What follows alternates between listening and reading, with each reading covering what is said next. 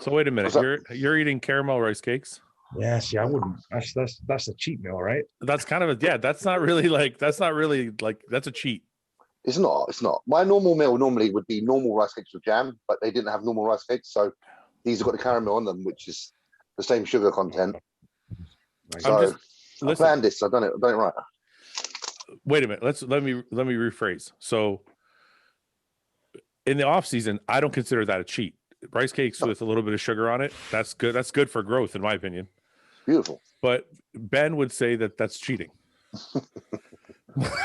I get rice. I have rice cakes and jam and insulin. What? And so it begins. And insulin. Rice cakes and jam and insulin. It's clean. That's a clean meal. Are you doing insulin right now, Ben? No, seriously, you're not? Well, this whole month I've been off everything. The only thing I've kept in was I halved my growth hormone. So I dropped it down to 10. I was going to say, you're... balling, 20 years. Relax. That's a joke. I was going to say, you're doing 8, I think, right? Something like that? Yeah. And no, I think I'm running 2 IU of GH now. You're Fouad off. And Fouad. And I went for blood work this morning, which, by the way, I'm going to it's a fucking palaver out here in Texas. It's a what? A palaver, like a nightmare. It's a fucking hassle. Okay. So we got 8:30 to go get the blood work taken. Yeah. And the clinic's closed. So we've both been, Denise had hers done as well. So we've both been fasting. I wake up, I'm pretty hungry. Yeah. They've closed the clinic and didn't tell anyone because but from the storms there's a burst pipe. Yeah. So, you're recording this, by the way. Yeah. It's boring. No, it's okay. So we had to drive another 50 minutes to another clinic because we live in butt fucking nowhere. Yeah. But you got your blood work done. Yeah. And then I came home and shot up everything I could. You're like, no. That's so funny. Everybody does that. No, I haven't. I honestly haven't. I thought about it and I was like, shit. He said Monday. Fuck it. Okay, fine. Monday. Paul did the same thing. So Paul went like clean for a little bit. And then he's like, the other day he gets in my car. He's like, I got my blood work done. I'm like, oh yeah. He's like, yeah, I'm ready to go now. He's like, I got all the pins loaded up. I would have done that previously, but because Patrick said from Monday, I'm like, okay, fuck it, fine. I mean, what do you think your blood work's going to come back looking like? When was the last time you did blood work? Since my show in October, this is my 4th set of bloods. So, so you're doing them like every month, every 6 weeks, yeah. And your kidney levels have been good. My kidney level went up after a prep, and then it stayed. Yeah, it hasn't got any worse as my weight went up. So that was our main goal, was to not let it drop. I think my EGFR was at 59, and it hasn't changed from there. So okay, so a while back I said I started a medication, but I didn't want to talk about it because it was kind of like a trial. Yeah. But my GFR has gone up like 9 points. The doctor said, though, it's only been 3 months. He said, he said to really get a good gauge if it's working well, you got to wait 6 months. So he wants to wait like another 3 months before we like decide if it's really helping or if it's just a fluke that my numbers went up. But the numbers went up 9 points. So I'm like, he's really happy and everything seems to be like on the good side. Are you also monitoring cystatin C as well?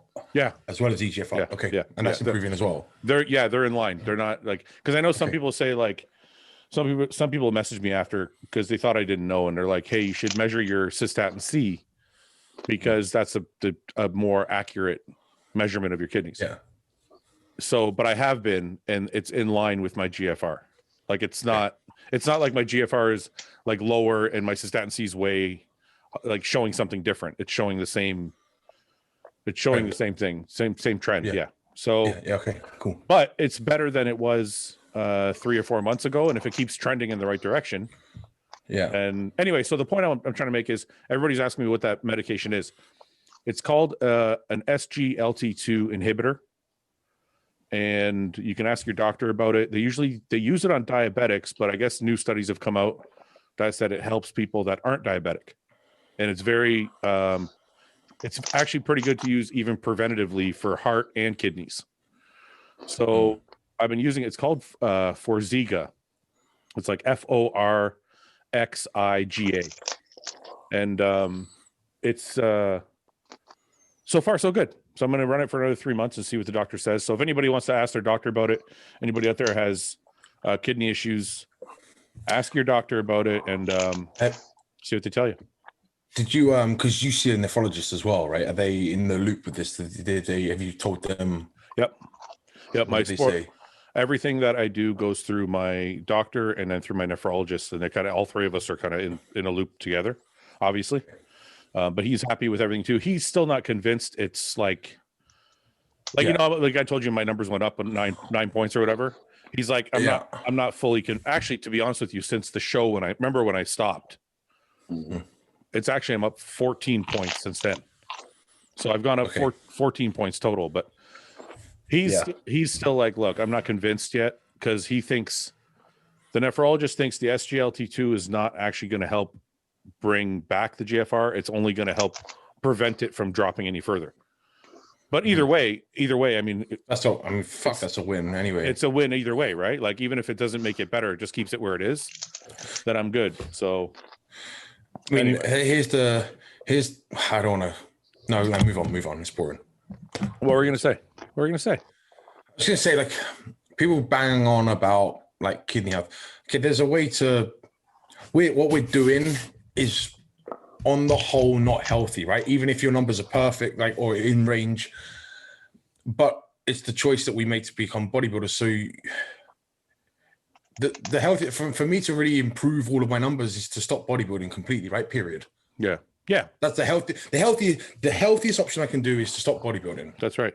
Well, the next best thing is to do it is to bodybuild, but in the healthiest manner possible. So at that point, then we're going, okay, let's make numbers don't decline anymore. Let's stay, you know, it's damage limitations almost, you know, that's my mindset on that. So anyway, I agree with you. Let me ask you this though. Remember, so everybody knows that we got in an argument last week because I cut it out of the podcast.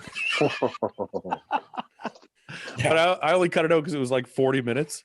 Anyway, it was about cheat meals and eating a lot and fucking eating clean and eating perfect and blah, blah, blah. And I'm not going to get back into it.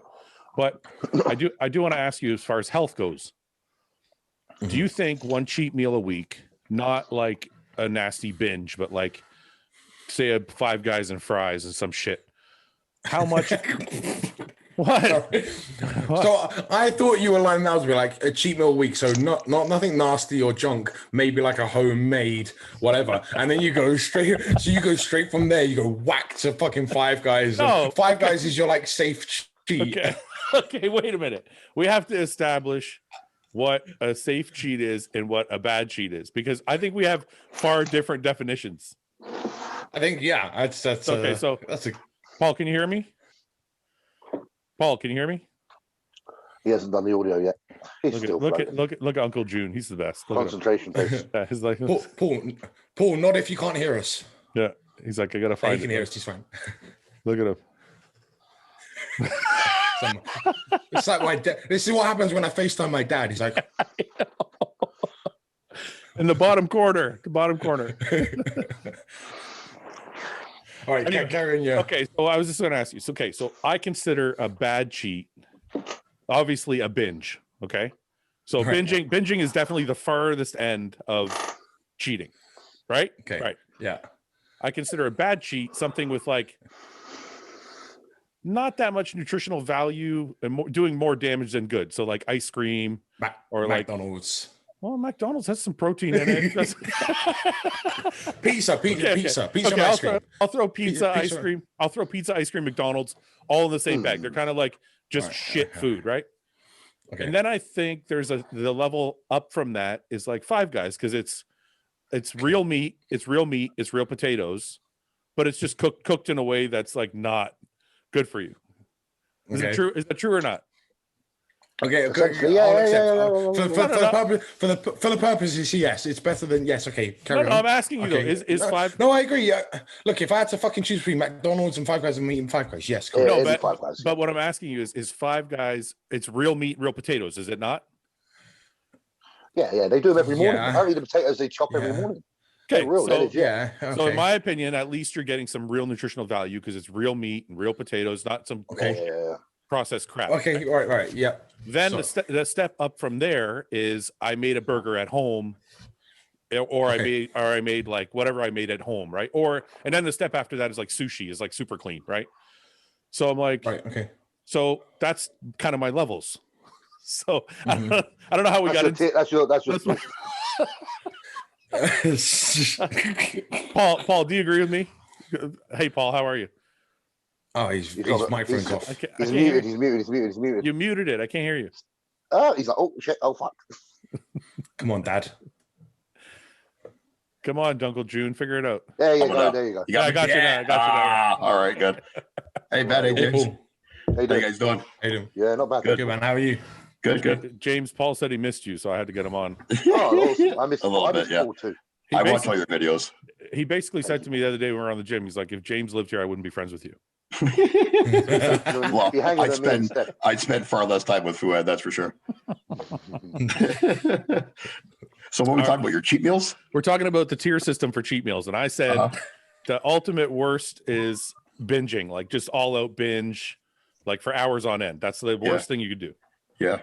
And then I said the next tier down was like just shit food, like McDonald's, pizza, ice cream, like just shit stuff that's like just shit. Yeah. Then the next step up from that is Five Guys because it's real food. It's just cooked in a shitty way. So it's not fast food. It's not processed crap. It's like actually meat and potatoes. It's like in between. Yeah, and then the next step up is like making a cheat meal at home with like real food, and then like sushi because sushi is pretty clean if you don't get all the fried shit. So I guess the point of I don't know, we got into this because I want to ask Ben if he thought one cheat meal a week of relatively clean food is going to make you unhealthy. Not unhealthy. I mean, like, let's say you have a 20-year career, right? And me and you, Ben, right?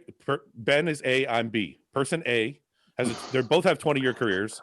Person A doesn't eat any cheat meals. Person B eats a Five Guys cheat meal once a week. Okay, in that instance, if everything else is identical, the guy having none has to be slightly marginally healthier, right? Maybe not mentally healthier. I think he's probably going to be a bit more mentally irregular. Be fucked up, yeah. Right? No, I'm being serious because some of it comes down to social engagement and having a bit of a mental break. So if we're talking purely on physical numbers, I don't see how you can say that. Yeah. I'm not saying it's unhealthy, right? So let's clear that up. I'm not saying I wouldn't say it's unhealthy, but I'm saying compared to the guy who's having no cheat meals at all, he's surely got to be a little bit healthier, right? See, my argument would be that the body's very resilient, and if you're training and you're athletic and you're doing cardio every day, that your body's going to bounce back from whatever saturated fat was in the beef. So here's a question: what's your like dream car, like a Bugatti or something, right? Yeah, probably, yeah.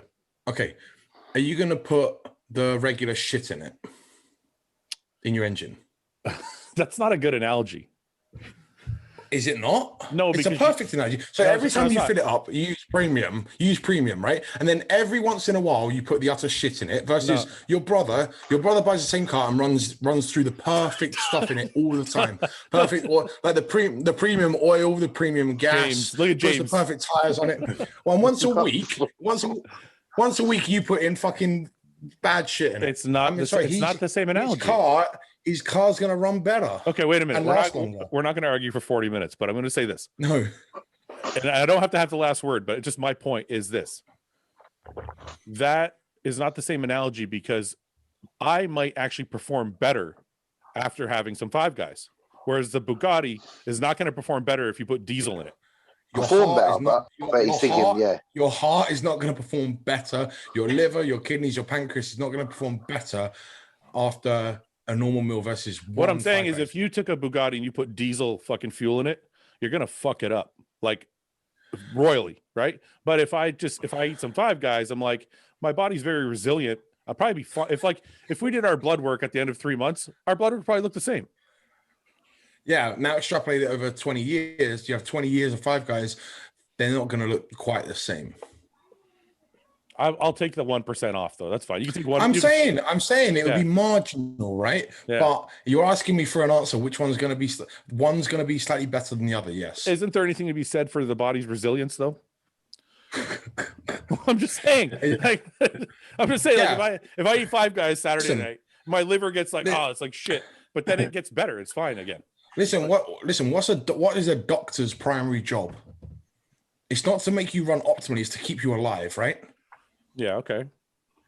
So, with that said, just because you're alive doesn't mean you're running perfectly, right? Just because you're resilient and able to fight off one cheat meal a week doesn't mean that's what you should do. What I'm saying is if your liver, and let's say you take your liver enzymes, right? Your liver enzyme is like James, I want out. James, I want out. James. Who is going to argue this point? No, we won't get into it again. It's fine. It's fine. No, you're okay. You're right. Okay, you're right. Okay, you're right. I just think you got to test him. Yeah, I gotta push the limits. Hey, from a dieting standpoint, do you guys think that a cheat meal like sort of resets metabolism? Don't do this again. No, you guys talked about this so far. Wait, no, I'll agree. Yes, if your diet on the other days is too inadequate to keep your metabolism, yes. Yeah. If you need a cheat meal, it means the rest of your diet is off. Yeah, that's the caveat, Paul. He's saying that if you're perfect, you don't need a cheat meal.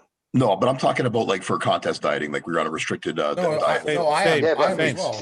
Yeah, he is as well. He's saying if you're too restricted, that's when you would require such a meal. But if you get your numbers right, then the meal will never be required. Yeah, so if you did more of a gradual. Like on some guys that actually have a cheat meal and it benefits them, which it does do in some instances. Normally it tells me their diet up leading into that point has been too excessive. Yeah. Can I explain the two scenarios real quick? So take me, fat guy in off season, right? I diet super hard to get the fat off, so my diet becomes very calorie deficit. So then I need a cheat meal once in a while to get the glycogen back and all that, right? What they're saying is if you don't get all that fat in the off season, you can keep your calories really high while you're dieting, in which case you would not need a cheat meal to refuel anything because you're already filled up. I get it, but is there something to be said for your body adapts to anything that's been doing for too long, and then that sort of like shocks your metabolism again? You know, like remember that used to be kind of like the old school way of thinking. With because like what Patrick does in their instance is he fluctuates their carbs, right? So that's the shock. The shock you're talking about is their fluctuation in carbs or whatever, right, James? Like that's what you would do. And we have to take into account that we're assisted athletes. Like the assistance of drugs means that you don't come into those scenarios where things stall. Like honestly, someone runs like 25 mcg of T3 in their diet, like you're not going to run into those issues that someone who's natural would. Right. You want those plateaus. We have to consider all of these other aspects and things that are but I'm still in our approach. Yeah. You also have another tool where you can back off on training during that contest prep as well, right? When you're regulating everything to maintain that progress. Yeah, right. Yeah, I can see that. Yeah, I don't but you can still plateau even with drugs, no, James? Like you can still plateau regardless.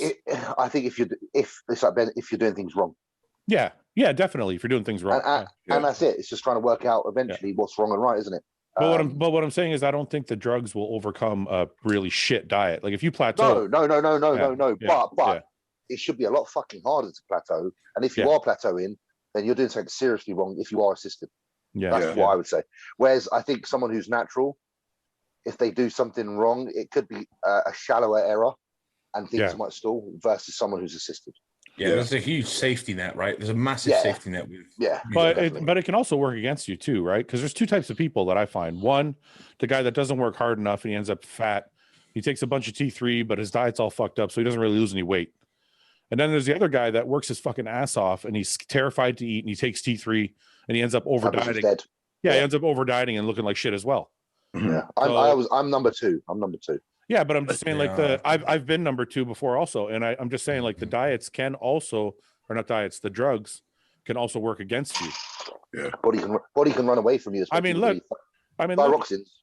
Even now, this last prep I did, the drugs worked against me. I increased my anti-estrogens too much, and it really took a toll on my body. Oh God, I remember talking to you on the phone that one time you called me and you're like, I'm fucked, like proper fucked. Yeah, I was. You even said to me, and it's the first time too, I think you've ever said, you're like, are you okay, man? You don't sound very good. And I was like, I was worried. Yeah. Yeah. You're like, no, I'm pretty fucked. Yeah, no. So the drugs are definitely a safety net, but they can work against you if they're not used properly. Absolutely. I had Broderik Chavez on the podcast this week. I think you'd find some of these things interesting, Ben and James, actually. And me and Paul were talking about it. And he said that it's irrelevant if you do all your tests in one shot. Yeah, I thought that was weird. And I thought that was strange. I don't argue with anybody on my podcast because it's their hour.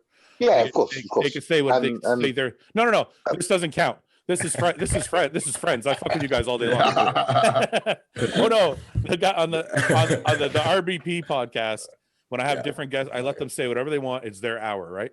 So I didn't argue with them, but I thought I'd bring it up to you guys because I had Dr. Dean on, and Dr. Dean said something very different. But yes, Broderik is saying that you can take all your tests in one shot a week, and it's not going to matter. It's not going to make any difference if you break it up into like 1,000 milligrams of test. If you broke it up into 4 shots, or if you took it all at once, your gains are going to be the same. Yeah, but then from a standpoint of like esters and blood levels, surely there's some sort of like peaks and dips. Right. I don't know much about it. I'm not going to go into it because I'm not a fucking scientist. But from my understanding, obviously, like esters and their timed, emission, how frequently is dependent on the ester. So there should be surely some sort of guidelines to how often you do that. Like if you split test and anthate in 3 shots a week versus 1 a week, it'll probably be fine because of the ester length. But versus, let's say, a propionate, if you did all of your shots of 1,000 milligram propionate on Monday, it's short ester. So what you still get different. The curves are still that's totally not different curve. But that's not what he's saying. No, let me just rephrase it. He's not talking about taking prop once. So he's saying, let's say you have test and anthate, He's only talking long ester, and let's say it's a week long the ester, right?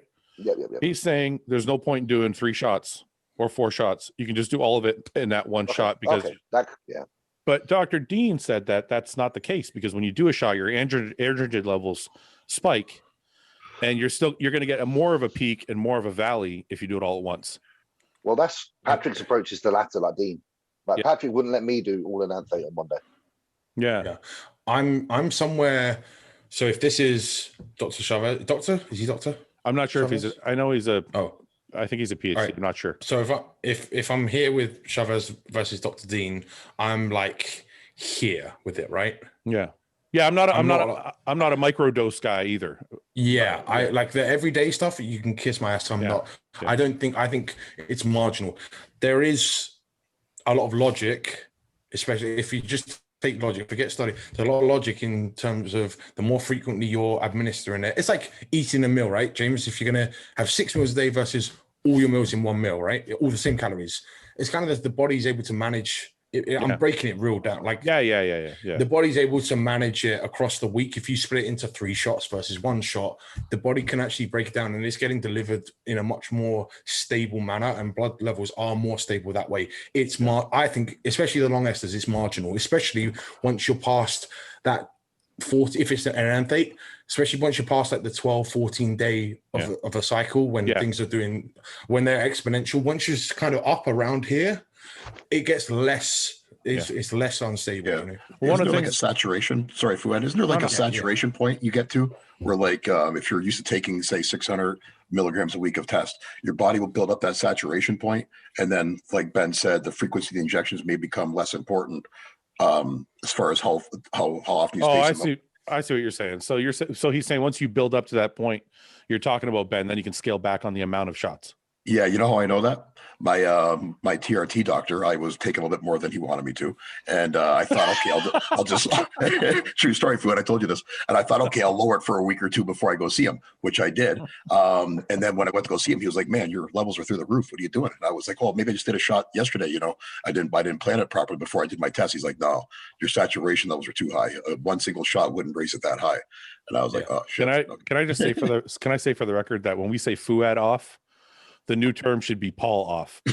Paul TRT. Paul's TRT is fucking way worse than my TRT. Well, that's what gotta more consider the clearance rate, right, rather than the absorption rate. So in terms of that's why I mean I've been off now. This is my 4th week off. I'm still gonna have slight residual testosterone from the last shot I took on the last Friday of January, whenever that was. Because so what I mean is if I was still running, every shot is a compounding shot, you know, even if I was taking it once a week, it's a compounding effect. There's a little more, and it's not dropping away enough. So that's where I think that Paul's point.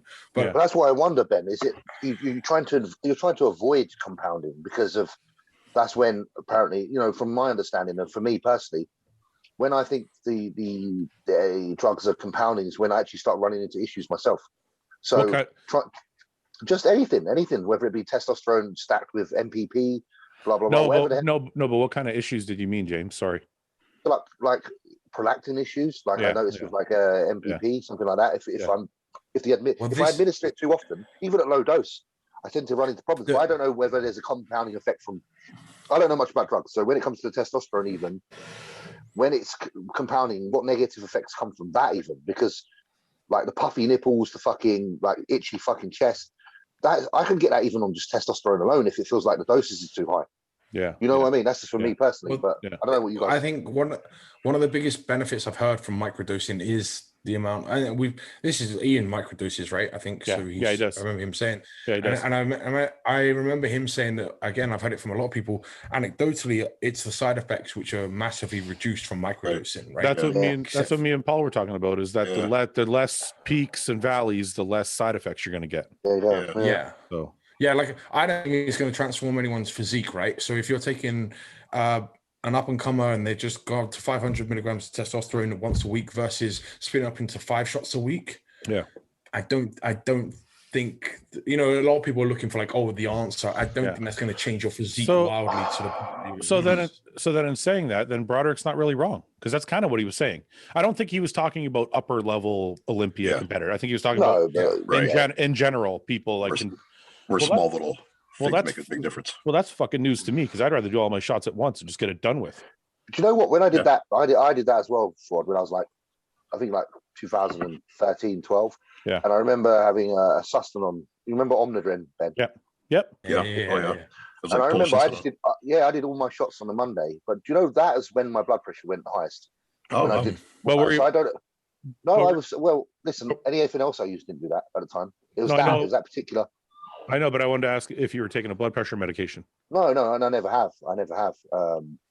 But I'm wondering if that would affect me because I already take a blood pressure medication, so I wonder if it would even matter. I don't think it would. Maybe it wouldn't for you. Maybe I was someone that's susceptible to such a side effect, and I never really knew. No. I'm saying is maybe everybody might react the way you reacted, James. That's what I'm wondering. Yeah. What I'm saying is maybe for me it might not matter because I'm already taking a blood pressure pill, so it would counter it. Because honestly, it's funny. What I'm saying is funny for it is that when I didn't continue doing all of my, because I did 1,000 milligrams, so I did 1,000 milligram of test on a Monday. Yeah, that's when my blood pressure literally shot up. Once I started to break it down to like 750, like over the week, things got better. Yeah. So I'm just wondering. Do you ever get that? You ever get the juice fever? I used to when I was younger, but not now. Because I've never done 1,000 milligrams all in one day. No, back then I was like, fuck it, I'm just gonna do all my tests on a fucking Monday. Well, you know what it's attractive to me is because I always forget. Like I usually do my shots Monday, Wednesday, Friday. Yeah. And I always fucking forget a day. Yeah. And I'm like, I just rather just fucking maybe I'll just do 2 a week. That way, at least I know I'm just gonna do the 2. Yeah. Instead of doing all. When I'm on, I just go every other day, and everything's even. Yeah, I know, man. It's the thing for me to do. I got to be honest. I literally hate after 20 fucking years. I hate doing shots, man. Me too. I literally sent a message to Patrick and when I was coming off of that. I cannot wait to not fucking pin myself. Especially when you're dieting, because it's way worse. Yeah. Bullshit. The knots you get and it's horrible. Yeah. Do you guys pin yourself? Do you guys do it yourself? Yeah. Me too. I do my own. Yeah, I've always done my own. I had a friend do mine. Al did mine, Paul? Like way back. You've trusted him. My second shot ever, a friend of mine did it, but he fucking just went like this. He's like, okay, he's like, pull your pants down. I'm like, all right. So I pull my pants down, and he's like, just fucking jab. I'm like, I'm like, fuck this. Nobody's ever touching me again. I just do it myself. That's like my training partner is like that. Louis, he's like savage, so I don't let him near me. like honestly, he holds it like a dart and he goes. Luke would like that. He'd line it up and just ram it. And I'm like, what are you doing? He would do his lats. So he'd be up here and he'd just go like, no way. You know what? What are you doing? I think when your lats are that big, you probably can get away with it. But for us, we'll probably get He was like round. We'll probably spazzing out. He'd do that, and his lat was like round in front of him anyway. But didn't have to reach very far. Fuck that. Yeah, I don't know. Yeah, I sometimes Yannick has helped me when I've asked, but I very rarely ask. I'm kind of just content with doing my own thing. Yeah. James, how's your off season going so far? What are you up to now? You look big as fuck, dude. You're not even. You can't even fit the screen anymore. No, I'm getting. Yeah, it's all right. I'm floating around like 302 in a minute, 301. It depends what day it is. But that's fucking good. So they moved the Olympia up to October. How does that feel? Are you excited about that? Or?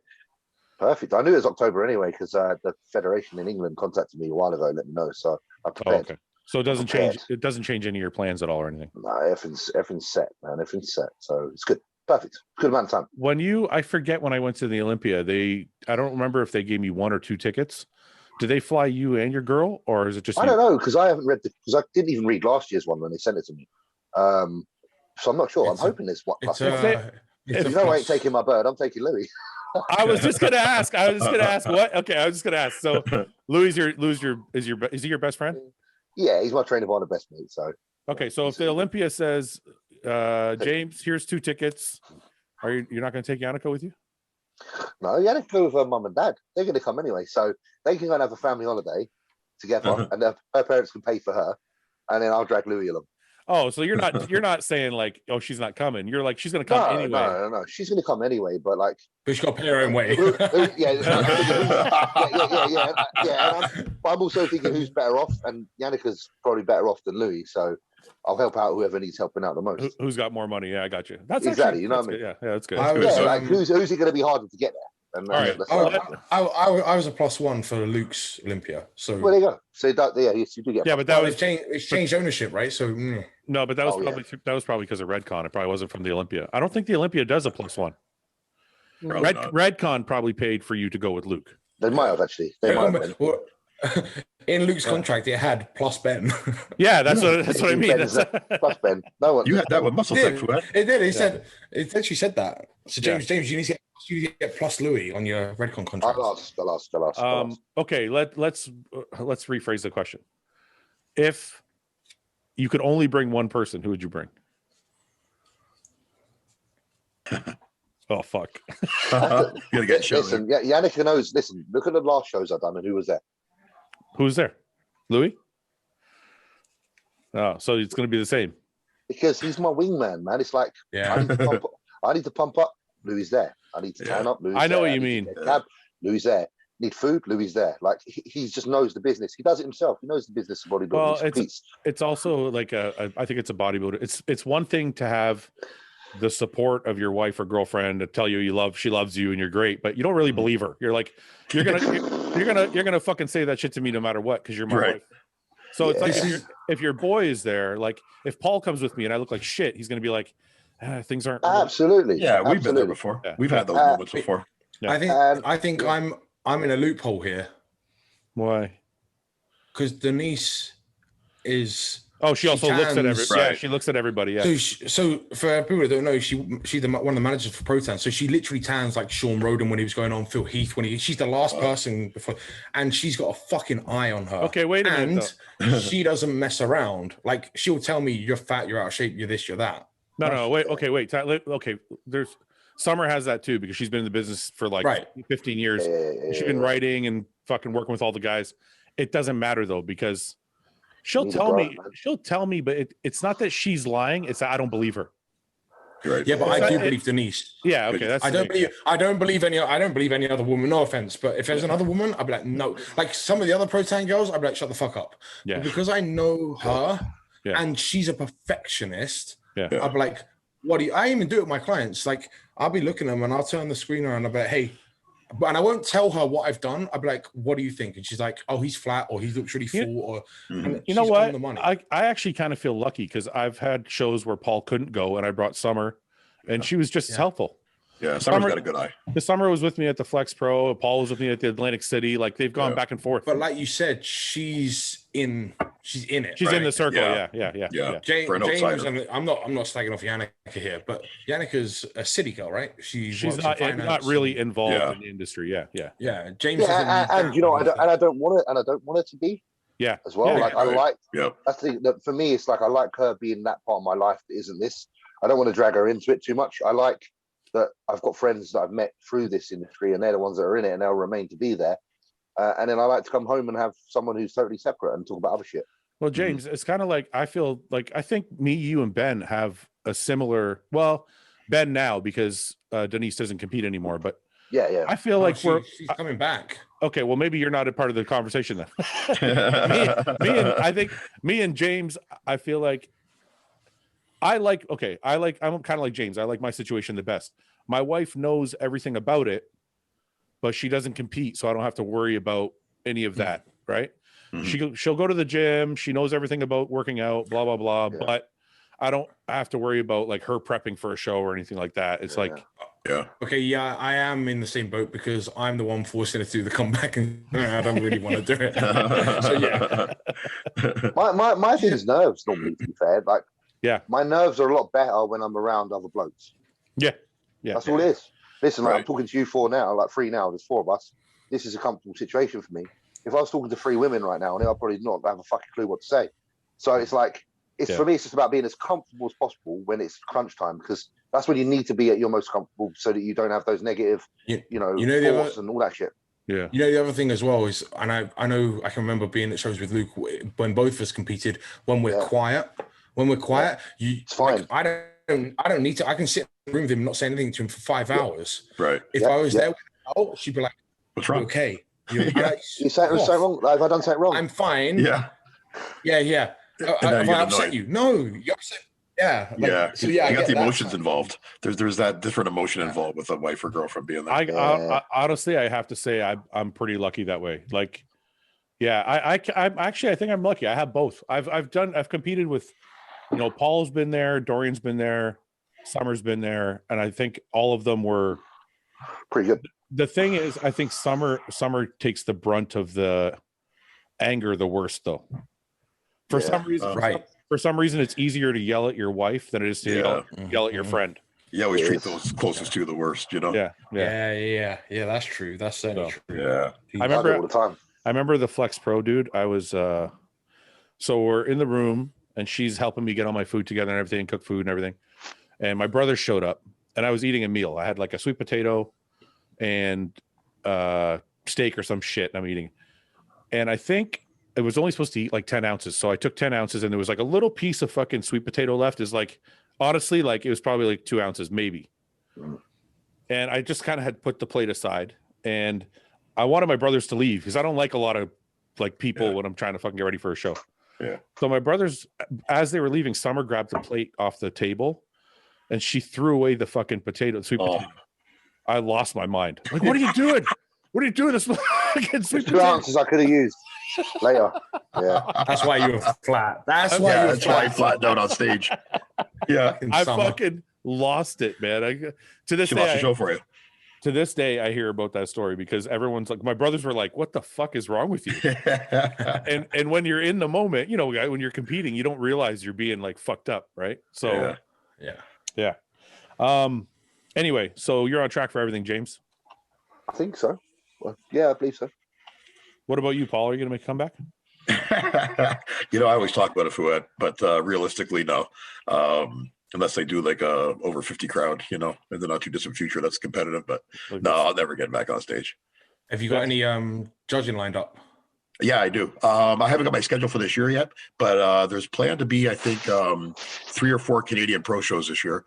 So as long as they don't get canceled, I'm sure I'll be judging at least a couple of those. And what's that? I'm going to do one of those shows so you can pay me back for all the shit you fucking put me through. You better just come in shape. That's all I'm going to say, Fouad. No gifts. Imagine that. Imagine I did the show and everybody looked better than me, but I still won. and you were on the panel. It'd be fucking hell to pay. You'd get fired. Oh, for sure. Yeah, there'd be definitely a conflict. But out of Toronto Pro, hopefully Niagara Pro. Actually, Vancouver. I don't know about that one, but we'll see. We'll see how the year unfolds with the COVID stuff. Before we move on, anybody in Ontario that is competing, me and Paul are putting on our shows. Natural and open shows are both going to be on the same day. Natural is going to be earlier in the day. Open is going to be later in the day.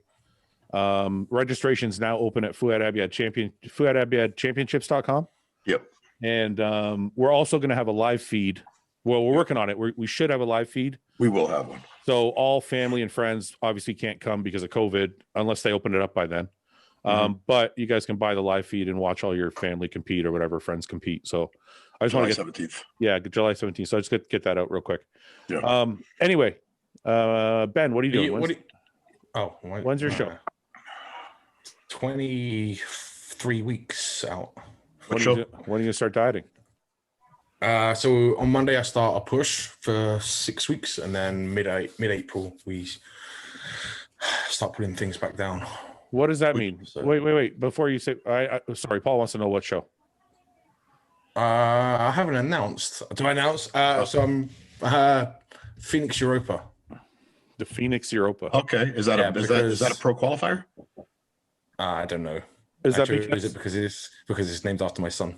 That's what I thought. Okay. Cool. And the timing works out, and it's not a show that Denise is working because she manages Texas.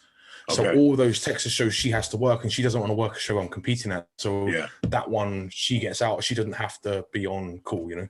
Okay. So okay. Can you explain to me what you just said and what it means? You do a push for 6 weeks, and then what? And when you say push, does that mean you're pushing the deficit, or you're pushing the calories? No. We're going off season. So off season for 6 weeks. You're going to push off season. Okay. Yeah, because I just cruised and cleared out everything. Yeah. So now we're going to take a little bump up in everything, try and fill back out again, because I'm down to 281 this morning. Yeah.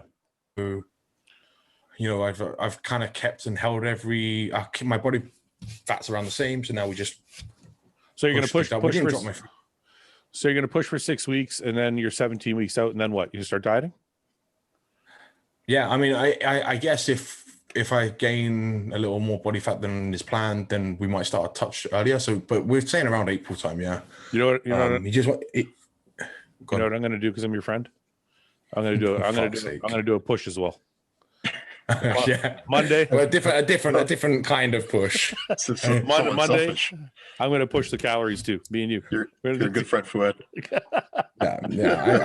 I appreciate the moral support. Really, I've been stuck. You're doing too, Paul. Paul can't eat. Paul can't eat. Paul's been at 240 for his whole life. I can eat junk food. Yeah. I've been stuck at 288 for 3 months. I don't know why. I don't know what I'm doing wrong. Anybody? Any advice? That's pretty heavy to me. Yeah, but I want to be 300 like you. Well, we can't all have what we want, right? All right. I was actually. It's funny because I was. We worked out my macros the other day, my calories. I can't remember. It was actually because you put muscle and strength in touch with me, and it was down from muscle and strength. Yeah. Worked out my macros. Yeah. And it was I'm on 5,000 something calories all from clean food. It's a lot, man. That's a lot from clean food, though, man. That's what he said. He said with all the bodybuilders he's worked with and filmed with, he said, in regards to being such a clean diet, he said he's never really seen calories that high on a clean diet. No. So I'm that's why I'm 300 pounds, you know? Yeah. I think that's what Patrick does. Mine's at 52 of clean. Yeah. But I'm not. If I ate 52. I ate 52 in my last off season in the end of 2019. Yeah, I did not look like this. But wait a minute. You know why that's impressive? I was different. But that's impressive to me. It's not because of the cheat foods. I've been at 5,000 before, but I've been there with clean food, but a lot more fats than you guys. That's why what you guys are doing is impressive because your fats aren't that high. So to 5,000 calories. Yeah, my fat's only about 110. That's what I'm saying. So 900 calories out of your 5,000 are fats. Right. My fats are lower than James. Yeah, to me that's impressive. Mine's at 50. Mine's at 50 a day. To me, what's your calories, Ben? That's the impressive part. Sorry? What's your calories? Yeah, at 50. My calories are 5,200 on a training day. Yeah, that's a ton of food of just protein and carbs, basically. Yeah, Paul, see what I mean? They're eating 5,000 calories of fucking rice and fucking chicken and fish and shit. What's your protein portions per meal? Size wise. So Cooked weight or uncooked? Cooked. Both. Cooked. 5 ounces cooked. Really? That's it? How many meals a day? How many meals a day do you eat? 6 solid meals, and then there's like intra. There's a pre, an intra, a second intra, and a post, and another post. That's where it adds up. It's those bits, because that's what I've noticed in my diet. Like I've got a whey isolate shake after cardio. That's 110, 130 calories even there. Yeah. And then blah blah blah. You know, you add those kind of calories around the existing meals, and it soon adds up. You're like, wow, fuck.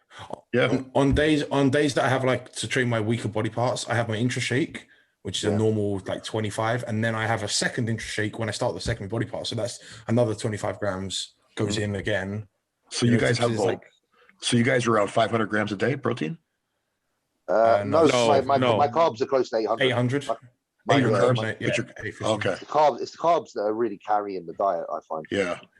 Okay. Yeah, 800. But it moves so quick. Like I honestly, after 2 hours after the meal, I can eat again. Let me ask you guys a question.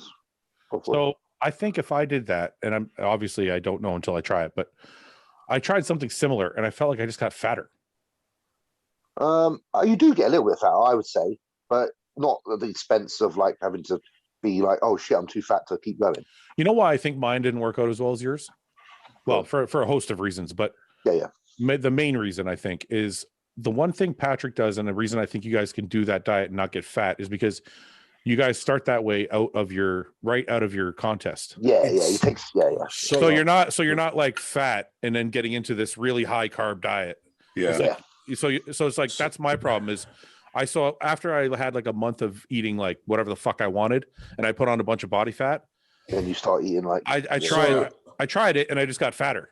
So so you know, Patrick and I do our webinars, right? And the one that we've been doing is how to set up your off season. Well, the first thing you do is we call it having a fertile ground, right? Yeah. So making the body fertile and receptive. And unless it's receptive, you certainly don't start at 700-800 grams of carbs. Right. Like you have to be ready for it. No, but what I'm saying is you can't even start at 500 if you're fat. No, that's what I mean. You have to maybe recomp first and then start building back up. Yeah, I've had to do that with a couple of clients. I've had to recomp them and get them ready, then build them back up. And then as the training increases, then you match the intake to the training and so on and so forth. So I just figured out after 20 years, I figured out what I've been doing wrong.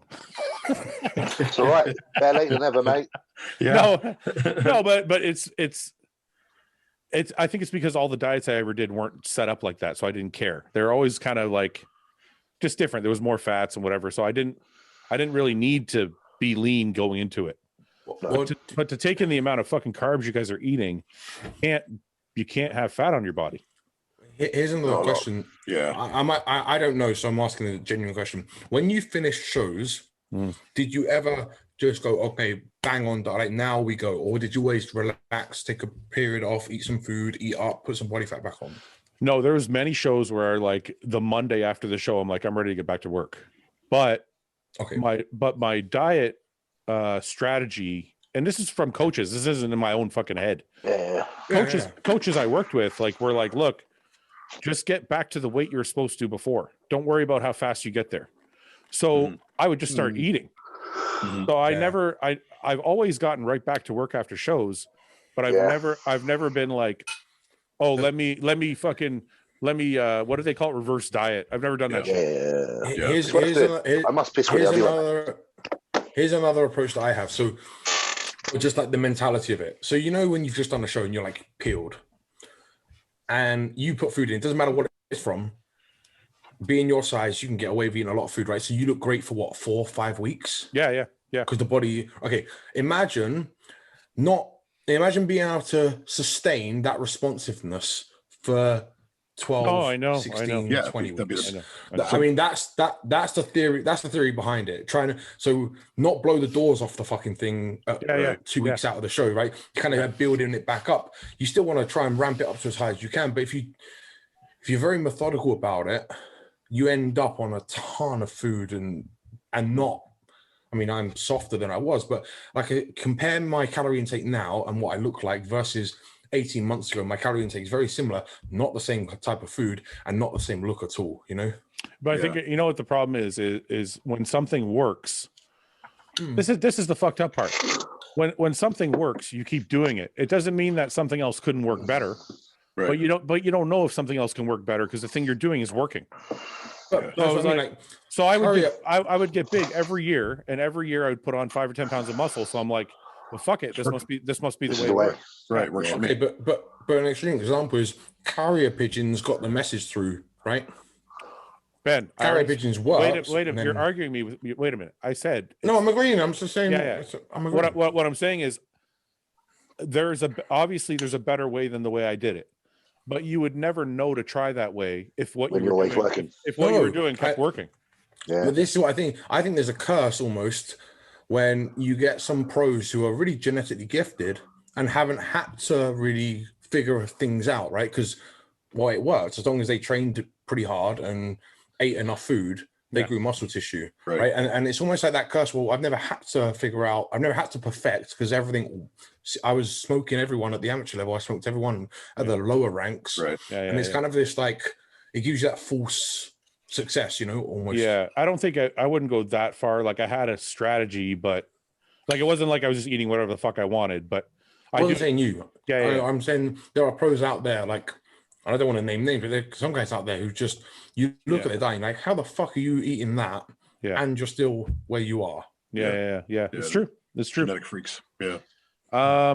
Okay, let's take some questions because this is supposed to be like not just before we take questions, I want to show you this, Paul, just to piss you off. What's that? I thought this was really fucking interesting. I just found this out today, and I don't get into politics, but this is fucked up. Mr. Potato Head. I read about this. Mr. Potato Head is now gender neutral. No. Yes. No. Yep. He's How got can no you gender. do that to just Mr. Potato? He's got no gender. Not anymore. He's just No, but he's got a wife. There's Mrs. Potato Head as well. You only got to watch fucking Toy Story. Come on. Yeah, it's gender fluidity. So however he feels that day. Look, listen, things are taken too far. Mr. Potato Head is to get a name change after being made gender neutral. No. It will be known only as Potato Head after 70 fucking years. That's going to make the world a better place. That takes away all his fucking personality. He's a it does. Like you're Mr. Potato. You're Mr. Potato Head. Are they still going to sell him with a mustache? I wonder. Listen, Potato Head alone just sounds cold. I bet you Mrs. Potato Head is still allowed to be Mrs. Potato fucking Head. I wonder that's true. Yeah. Or she, her Potato Head. Listen, why can't Mr. Potato Head? Why can't Mr. Potato Head and Miss Potato Head have a friend who is gender neutral? Yeah, there you go. To me, just have a third one called that makes more Potato sense. Head. Yeah. Who doesn't like to call himself him or her? Yeah, right. Good choice. Like, then it's fair on everybody. But you're demasculizing Mr. Potato Head now. You took away his masculinity. But that's what they want to do. They're trying to. What the fuck? If the world has to be like that, I'll tell you why, James. So they don't want to have the gender neutral Mr. Potato Head because they're still offended that there's a man and a woman. What they're trying to do is create a society where there's no such thing as a man and a woman. Right. Nobody can tell you what sex you are. Bollocks, I'm offended. It's just a head then. Oh. Yeah, I don't like heads. I don't like heads. I got something against heads. I don't know. Listen, sometimes I don't know where they're taking it. I'm like, I know. Who sat there? What is the point of that? There and got offended and said, "We need to change this." Right. Listen, you need to go and lock yourself in a dark room. For sure. Yeah. You know what I wonder sometimes? I feel like the smallest percentage of people. It's like, let's say there's 100 people. I feel like 5 out of those 100 are like everything. I feel like they're the ones that are worried about Mr. Potato Head. Right. And I'm like, the whole world's a change for them. And I'm like, why are the 5 people making all the rules? Yeah. Why are we bending to them? When the 95% of people just don't give a shit that there's a Mr. Potato Head. Right. It's the 1%. It's the 1% we were on about last episode. No, it's not. It's the secret it's a society. different Illuminati. It's a different fucking doing it, bro. It's a different 1%. No, it's fucking crazy though, man. Hey, Paul. James thinks that there's a secret cult that's allowing people to live longer than they should because they're trying to keep important people around. What do you think? I wouldn't be shocked. I wouldn't be shocked at all, James. There's a lot of stuff going on these days. You're gonna agree with anything James says because you have a man crush. It's because me and Paul were looking past we're looking past what's in front of us. Exactly. We're not blinded by all this noise. We're woke for it. We're woke. We're woke. Yeah, definitely. I'm woke, man. I'm woke. I don't know, man. It's insane. Oh, did you guys see that bar fight? Did you guys see that What bar I showed fight? you? Yeah. Oh, that was awesome. I watched it. I watched it again last night. I don't know if you've seen it, James, Was it on or Ben. Is it a real bar fight? Yeah, not Yeah. Dude, can I tell you the story? It's awesome. I'm probably gonna butcher the story, but I'll tell you. You're gonna tell me the story, so we might as well listen. So this is what. So I'll show you the video first. Okay. Check this out. Bar fight coming up. PG. Let's see if this is it. Is it PG? So people watching. Yeah, that's it, Fouad. It's just a picture though. 1 second. Oh no, we don't need pictures. We need real life. Just a picture. Let me see if I can find it. We'll go to YouTube maybe. Or Barstool Sports, maybe. 1 sec. There it is. Okay, 1 sec. That's the guy's Mr. name. Jones fight. I think the McAfee's going to show it. Okay. 1 sec. I got to wait for this ad to go. I'm probably going to get like this whole video blocked because I'm showing you this 10 seconds, but I don't give a shit. It's a great fight. We'll talk over it, and just make sure that they can't hear it. They pick up sound, don't they, normally? I thought. What is this shit? Get out of here with all these ads. Okay, so I think it starts here. Right, let's see this. Okay. So this guy's lipping off to this guy. Right? Yeah. These two guys on the right are brothers. Oh, are they? Yeah. Well, if he's gonna get knocked out, watch. He just hit him he just punched him like 4 times. Yeah, and then he pile drives him. Look at this other guy's getting fucking choked. Choked, bro, choked. So check this out. Look, he's got the hooks in. This guy's he's doing the proper. He's gone for the jiu-jitsu. Yeah, he's got the whole thing going, right? Look, he gets him in a guillotine. Hey, that's on a bathroom floor, so they're covered in piss. Ben, I know. That's a bathroom floor. I know. Ben, what do you think of that technique? Look at this fucking rear naked choke. Oh, he's brown belt. Watch this guy come in from the right side. Check this out. How many times have you watched this? I love it. It's the best story of the year, man. I watched this. Is he getting in and out? Is he gonna break his arm? That guy got he knocked that guy out against the wall. Watch. Is he out right now? And he just feeds him. No, he's knocked out that guy. Look. Is he? Yeah. Oh, yeah. It looks like he's out. Yeah. Just feeding him. That's why I never pick on slim people because you never know. Listen, I've been beat up by a 70-kilo person before. So listen to this. Listen to this. So those two guys, I didn't know this till after I watched it because I was so interested in the fucking thing. The two guys on the left are football players. Yeah. They're like college football players, right? The two guys on the right are brothers that apparently have been wrestling since they were like little kids, like toddlers, since they were toddlers. The one kid's got cauliflower ear. That should have been assigned to the football man. player. If I try to fuck with somebody and I see cauliflower ear, I leave. I'm out. Yeah. cauliflower ear or bust nose. Yeah, this is why I want to put Phoenix in wrestling at 4 or 5 years old. Yeah, the best part, James, you can't hear it in the video, but the best part, you see the kid, the one kid with the curly hair that throws the first punches. Yeah. He leans over to his brother and he's like, "Which one do you want?" He goes, "Which one do you want?" And then they fucking go at it, and I'm like, "Holy fuck!" You knew. I could tell he was confident because he was just standing like. Yeah. Imagine being that football player and heard him say that. Which one do you want? I'd have been like, "Oh shit!" Apparently, he broke his orbital bone. I guess. Really, around his eye? Right here. Yeah, he fucking cracked this. I think this is your orbital bone here. Yeah. Wow. Yeah, that was a great video. You've got a good bunch if you can do that. Yeah. Anyway, the kid's got cowboy boots on too. I love seeing like brawls.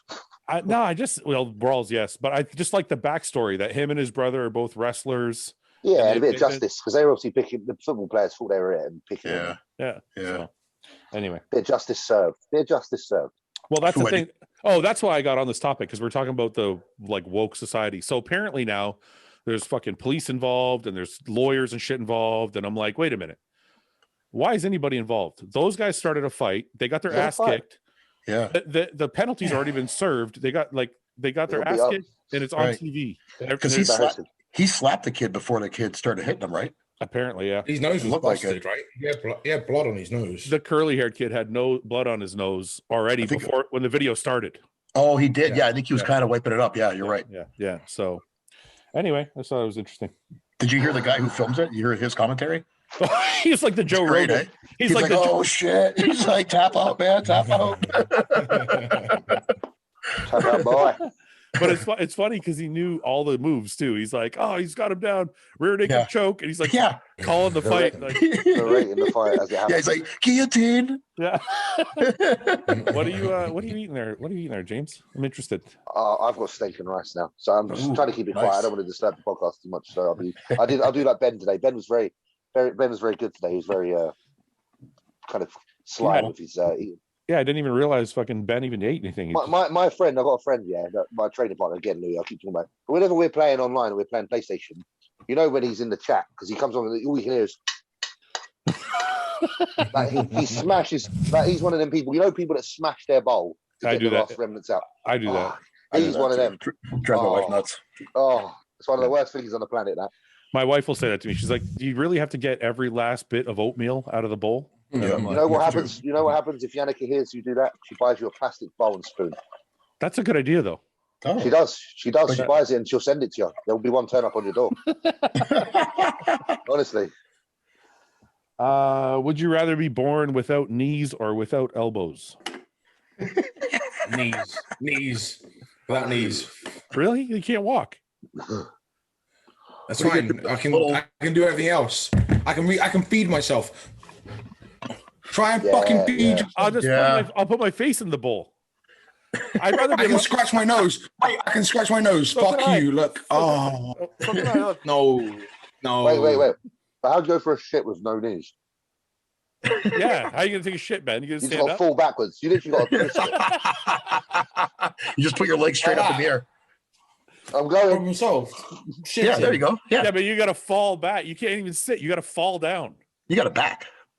I'll just stand up. I'll just stand up. Just widen my legs out. See that? You can't bend your knees, though. You can't bend your knees. No, I can bend my hips, though. Oh, shit. Take it. I'll just listen, and you just pull that forward. Oh, you don't show the balls there. Yeah, don't show your balls. Yeah. I'm just picturing that picture. You know when someone replaces a picture of someone's legs with pepperoni sticks? Yeah. That's what I can see now. Pepperoni sticks for legs. Fleshy, skinny pepperoni sticks. No, man, I want to be able to walk and run, and I can't run. Okay, so consider the alternative. Wait a minute, squat like Chow. You can't squat. You can't squat anymore. Probably squat more. I can wank though. So can I. Yeah. You could. No, I'm part. It's too long. It's too long. No. It's too long. Yeah, you're down by it. You're down by it. You cannot grab your own dick. You cannot grab your own dick. Yes, you can. Try it. No. My arms are too long. You still can. Look how long my arm is. I can still grab. I just did it. I don't have short little arms like you. My arms are long. I got stubby arms. Listen, it's you have to use both. It's extremely tragic. I'm picturing now being in the kitchen, peacefully buttering my toast, and then going to take a bite, and I can't bring it to my face. Yeah, but you can lean over. You can put your face though. Yeah. You can lean over and eat it. Yeah. I can't. I don't want to. You can't wipe your ass. I got a bidet. You won't reach it. I got a bidet. There you go. I just reach back and push the button. I don't, man. I gotta be able to walk and run. I don't want to not be able to walk and run. All right. So I can't drive. You can't drive a car. I can't drive a car. Yeah, you can. Yeah, they have cars specially made. They have these little things on the steering wheel, so you can just turn with that. Oh, that's true. Okay. Yeah. Okay, here's another one. Last week they said, would you rather have the legs of, I can't remember now who we said, like legs on upper body, right? The back, massive legs or massive upper body, yeah. And you chose upper body and tiny legs. Yes. Okay, well, the knees and the arm thing will be the same. Because if you've got no elbows, you're gonna be limited with how big your upper body can be, but your legs will be. What are you talking about? I can do straight arm pull downs. I can do deadlifts. Straight arm pull downs. Okay, awesome. You'll have no biceps or triceps. Your arms will be even worse. Your arms will be even worse than they are now. I just inject them with synthol. There you go. Synthol. Yeah. No. Someone else have to inject them because you can't fucking reach it. But you have huge shoulders. Look, it's straight. Yeah, imagine your lateral raises. How good they look. You just do lateral raises. Yeah, it'd be huge. Yeah, my delts would be humongous. Yeah, it'd be massive.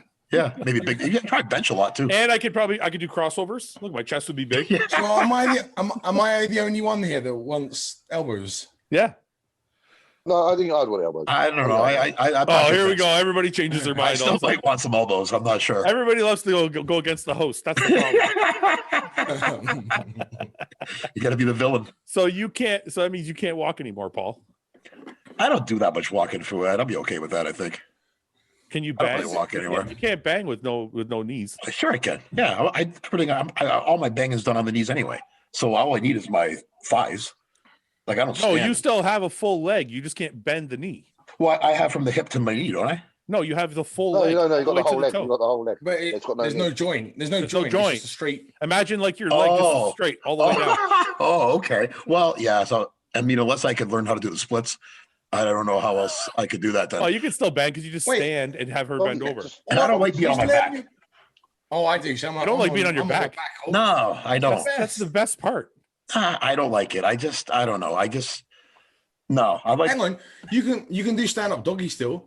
You can stand on the edge of the bed. Yeah. Okay. Okay. Yeah, that'd be fine. As long as I can do doggy still, I'm fine. You can still do missionary as well. You just do normal. Yeah. Missionary.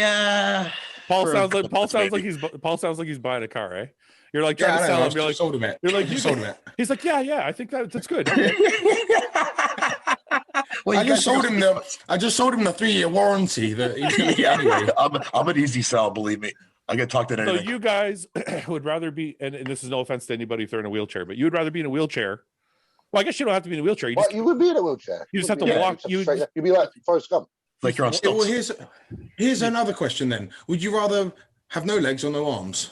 No, but you have arms, but they're just straight. I know. I'm doing what you do. I'm asking a separate fucking question now. Me and Luke had this fucking. I think I would rather have. Have your arms, man. I have to have arms. Oh, that's a tough one.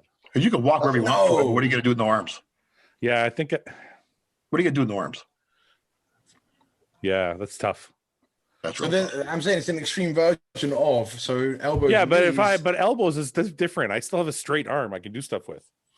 That's not very functional. I can still grab boot. I can grab tits. You can grab tits, yes.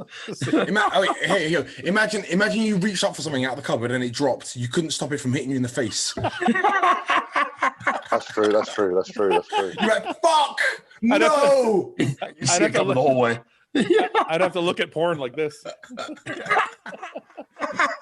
It's like you got a selfie stick. Oh shit! Imagine texting the whole time. You're like this. My eyesight's not good enough for that. I'd have all right, fine. Yeah, mine too. Okay, fine. You guys convinced me. Fucking Ben, you always have to be right. But you can get some sweet like Blade Runner legs or something. Yeah, you can manufacture something. Yeah. All right, fine. Where the fuck did that go? I have to delete it. Okay. How much money to give up bodybuilding at your prime? James, you're in your prime. How much money do I have to give you to quit? 3 million? 3 million? Maybe even 2 million. I was going to say that's a lot. It's like I think for 2 I'd quit.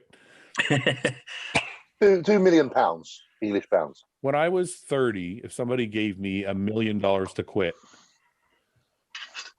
I might. It's enough. I don't think $1 million's enough. 2. Well, I'm just saying because if I had $1 million, I could probably buy a couple businesses and be okay, and I just work out for fun. Yeah. I think $1 million might have done it. Yeah, if you invest it properly. I think Paul and I will take $20 each. I had a shit career. You can buy me a bag of weed and I quit.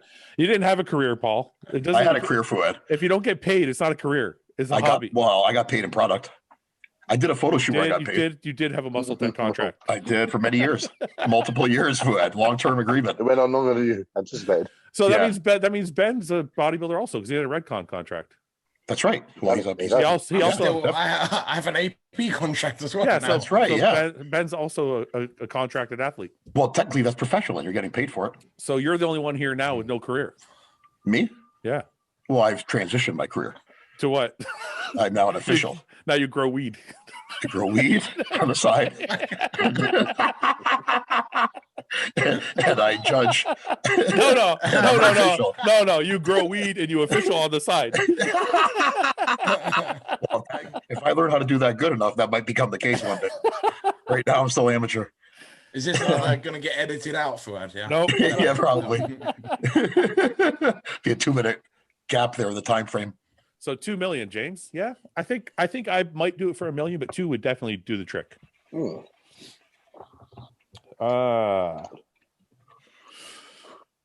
If you could have a full training session with anyone past or present, no, let's skip that one. If you had to cut, if you had to cut someone from the current bodybuilding and Bollocks crew, who and why? Who and why? I'm gone, aren't I?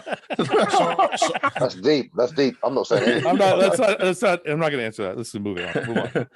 I'll answer. I don't want to cut anybody.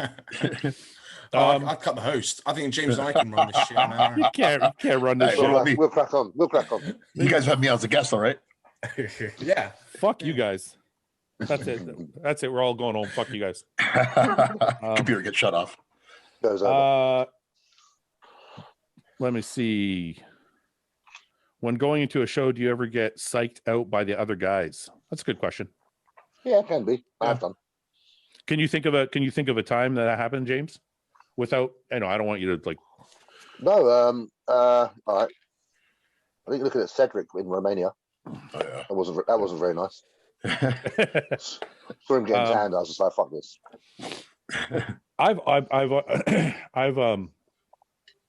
I think that only happened. Okay, let me say. I psyched myself out of every big show I ever did. Four Arnold Classics and 1 Olympia, and I never showed up at my best because I freaked out every fucking time I did one. What was wrong with you? What's up? It's hard to be honest with you. It's like, it's hard to get ready for a show you can't win. You know what I mean?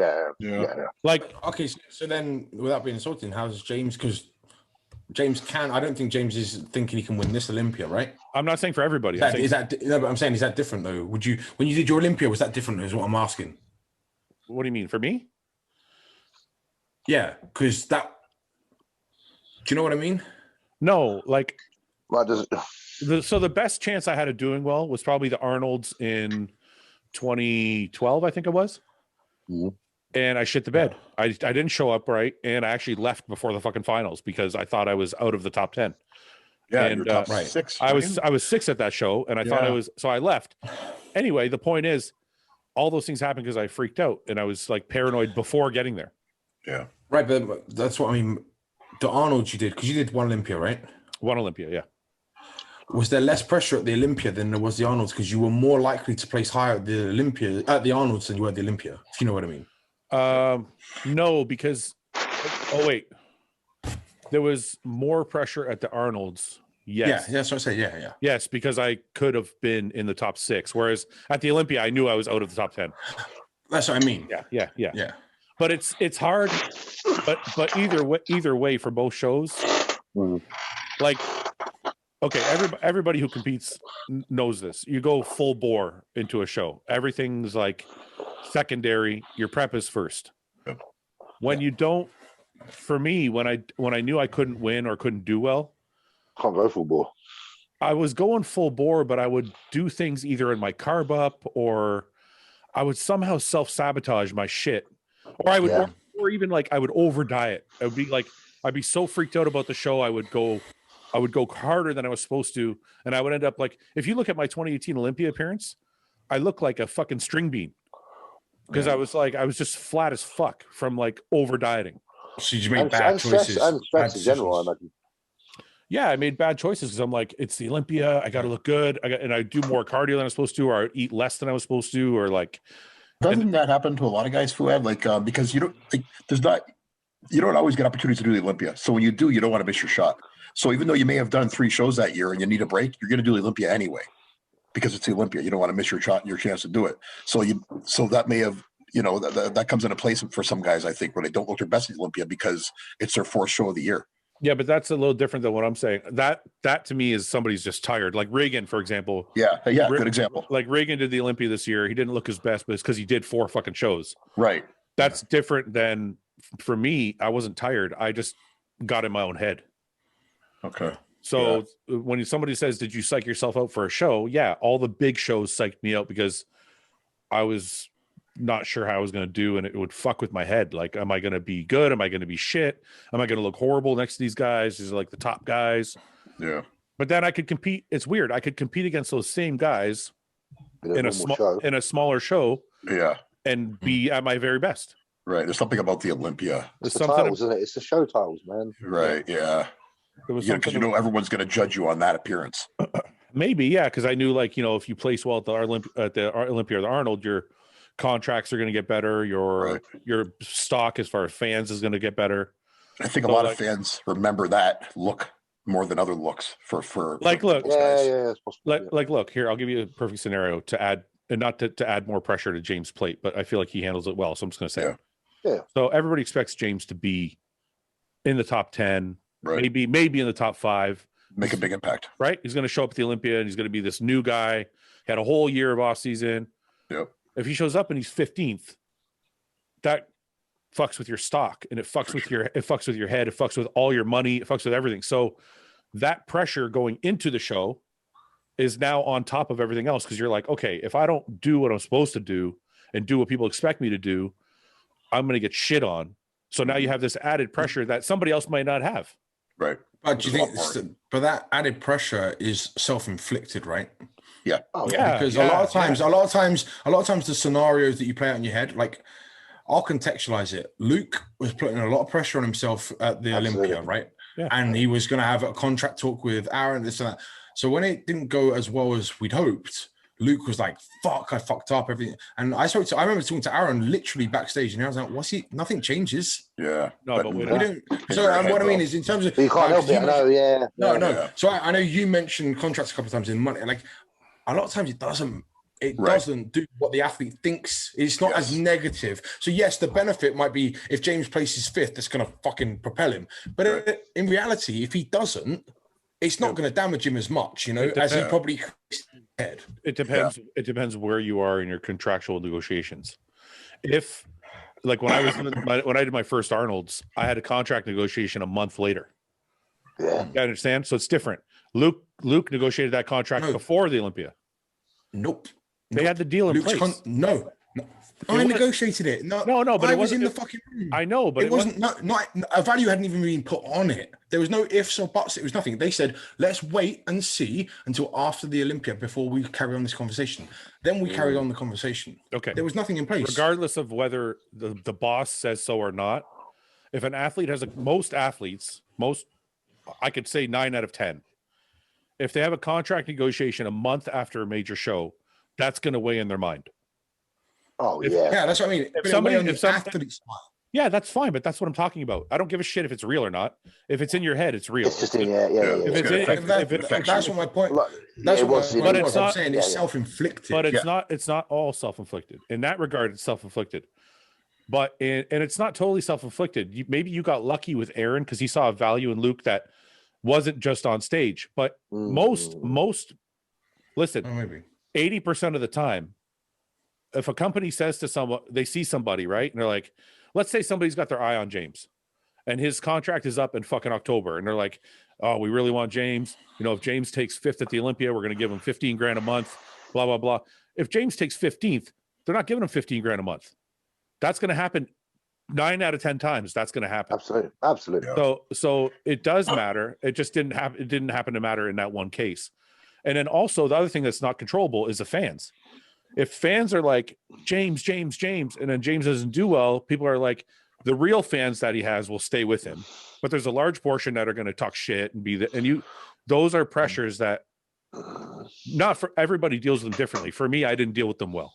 Yeah. Yeah. So they're real pressures. It's how you deal with them, right? Yeah, right. So, some bodybuilders like James, I feel like will be fine. He's level-headed. Bro, listen, look at my beard on my head. If you can't give a fuck about people's come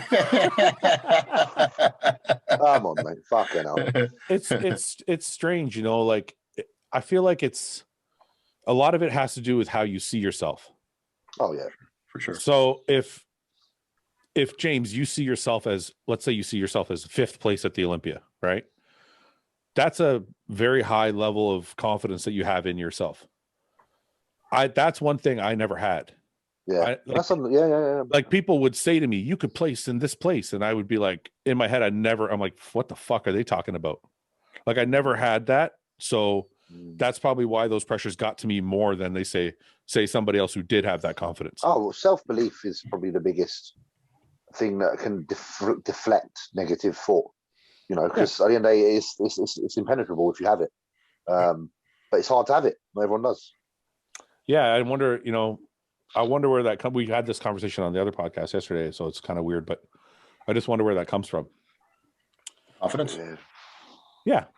I think it might somewhat it's a personality trait, like you're someone who just doesn't get flustered easily by that's definitely but that's the thing though. There are things in life that won't fluster me.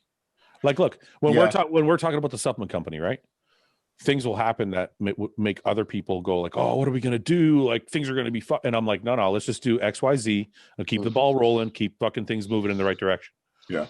But then there's other scenarios. It's like Cedric. Take Cedric's a good example, right? The guy can run a fucking crew in the military and he's a sergeant, but then tell him to get on stage and his nerves go haywire. Yeah. So everyone's insecurities play differently on. Yeah. It's like, it's different for everybody, right? Like, yeah, for sure. Like maybe James is confident here, but maybe there's something else where he's like not.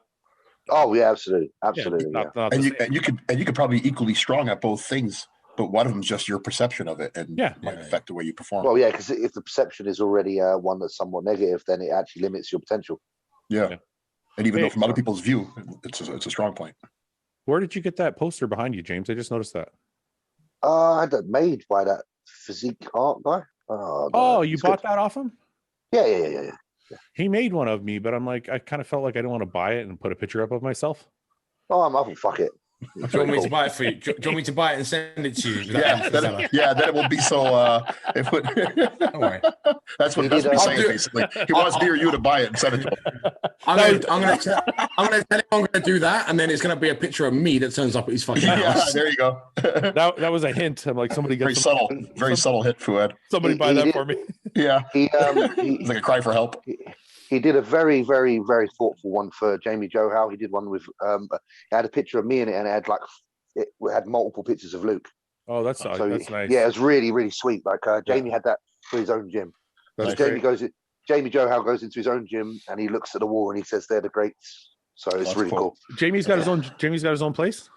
Yeah, cool little gym. I've been there. It's really cool. It's like really old school. Is it Ilkston? Ilkston, yeah, Ilkston. It's really good. I love it there. I had a really good session there. I like the way gyms used to do that. They used to put pictures on the wall of all the bodybuilders that have been there, or all the champions of the day to inspire you to train. All gyms used to do that back in the day. No one does that anymore. Yeah, there's a few in England that do that. Is there really? Not in Canada. Well, it's the big box gyms don't do it, but I mean the place where we train, Paul, they have a massive picture of fucking Arnold on the wall. No, but I meant like more like personnel, like gyms used to have their own competitors, local competitors, pros who've been there, autographed pictures, like personalized, like like picture frame pictures. Like remember Fouad Powerhouse Gym Detroit? Their walls are lined like that. I think that's awesome. I love that. Well, when we open the hostile training compound, we'll do that. I get a picture. No, you're not getting a picture from my nationals 2008. Oh, it's got to be a pro. I got one really good shot I want to put up. Pros only. If you would have, we'll put a picture of you reception desk judging. We'll put a picture of you judging. Yeah, you're pro judge. I got my golf shirt on sitting at the table. Okay. That'll be inspiring. Yeah. I gotta go pee. I'll go to a bathroom 1 second. I'll fucking feel like that as well. As a beginner, is it more important to recruit strength on low reps, then go to higher volume sets, or do you believe it should always be high reps, high sets? Which do you think gives the most effect? Well, I think I know what you guys are going to say, but go ahead. Anybody? Ben? Well, mine's a if answer. Well, just give it. Okay, I would use a lighter weight to train the exercise and the movement until that's correct, and then I would focus on getting strong at that movement. Yeah, that's a great answer. So nail the form and then progress the load. See, I so stupid. I did the opposite. So when I started training, nailed the load. When I was 19, 20, I was trying to 1 rep bench every fucking day. Every day, I'm like, load it up, boys. Fuck, I can't move it. I remember. I used to love those days. Dude, I remember I was like 22, I think. It was like really early on, my first or second year of training. And I had 7 plates on the bar, and I'm like, I'm gonna squat this fucking shit, right? I had 7 plates. I'm in the cage. I got the safety rack set up, and I fucking move it like this, and I rack it, and I'm like, yeah, I fucking did it, right? Hey, Paul, he's like, listen. So remember this? I don't actually mean Paul weren't training then. Anyway, this girl we know, her brother. Remember Jamie Dauncey? Remember her brother Barry? Yes, I do. So this guy's like, he comes over from the other side of the gym, and he's like, "What the fuck was that? That wasn't a squat." And I was like, "Fuck you, man!" I'm like, I was so mad. I'm like, "You don't know what you're talking about." And then like now I look back at it, and I'm like, what a fucking asshole I was. Like, but it always stayed in my head. Like even to this day, I remember it like it was yesterday. So I peeled off all the plates and started over, and then my squat became 3 plates instead of 7. Well, I used to do half squats or something. Yeah, way before me, you started training, man. I remember doing 7 plates with I was doing like a curtsy. Yeah, we've all done that in our younger days. So not 7 plates, but yeah. Well, fuck. Everyone does dumb shit. Yeah, it's true. It's true. Let's see. Is it possible to put on 15 to 20 pounds of muscle within 18 months? What's the most muscle tissue you've ever added in an off season? That really depends on where you are in your bodybuilding, because I find in the earlier days, it's not undoable in the earlier days. Yeah. Some people, when they first actually get into this bodybuilding lark, and if they're really quite regimented from the start, they can see massive progress in those initial years. So it's not undoable, but it does depend when it is. You're not going to see those kind of gains from where we are. You're not going to put 18 pounds on now from year to year, but I think certainly in the earlier stages, you are more likely to put on those kind of excessive, because all of us must have put on fucking 20 pounds at some point. Yeah. It just happens. It just happens in the beginning. Yeah. It's almost normal. If you have if you're, let's say you're as regimented as Ben or James, and you just started using gear and you're a beginner, you could probably put on fucking 15 to 20 pounds in a year. Sure, hey, I got good genetics. And I don't mean pounds of fat. I mean like you could probably put on muscle. Yeah, you could probably put on muscle. I would only say that as a beginner. I don't think anybody else can do it. I got a couple of guys that I've taken on in the last. Well, one of them's like 3-4 months in, and the other guy's just getting ready for a show now. But my first show with him, and I don't know exact, but they are putting tissue on. Like, I'm there super precise with it. They're young kids, early on in their cycle usage, and they're very responsive.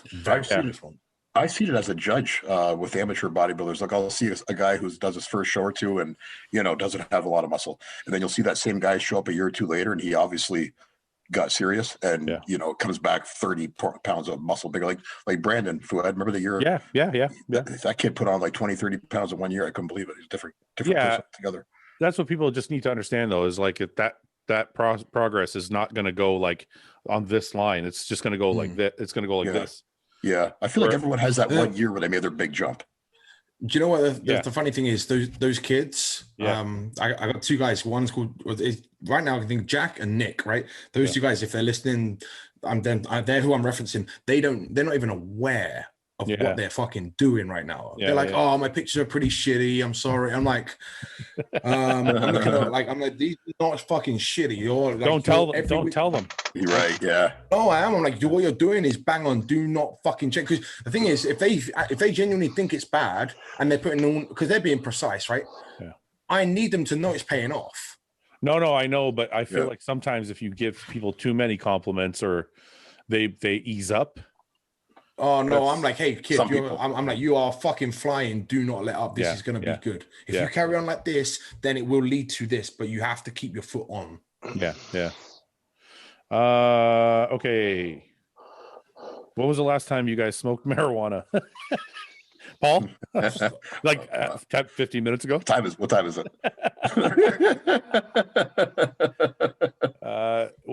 Probably like what, a couple hours ago, Paul? What are you guys? I haven't smoked it for ages. I've vaped it, but not smoked it. Yeah, the last. Is it CBD that you vape, James, or is it THC? No, THC. Oh yeah, okay. I don't like vape, but it makes me cough a lot. I'd like to get a CBD pen.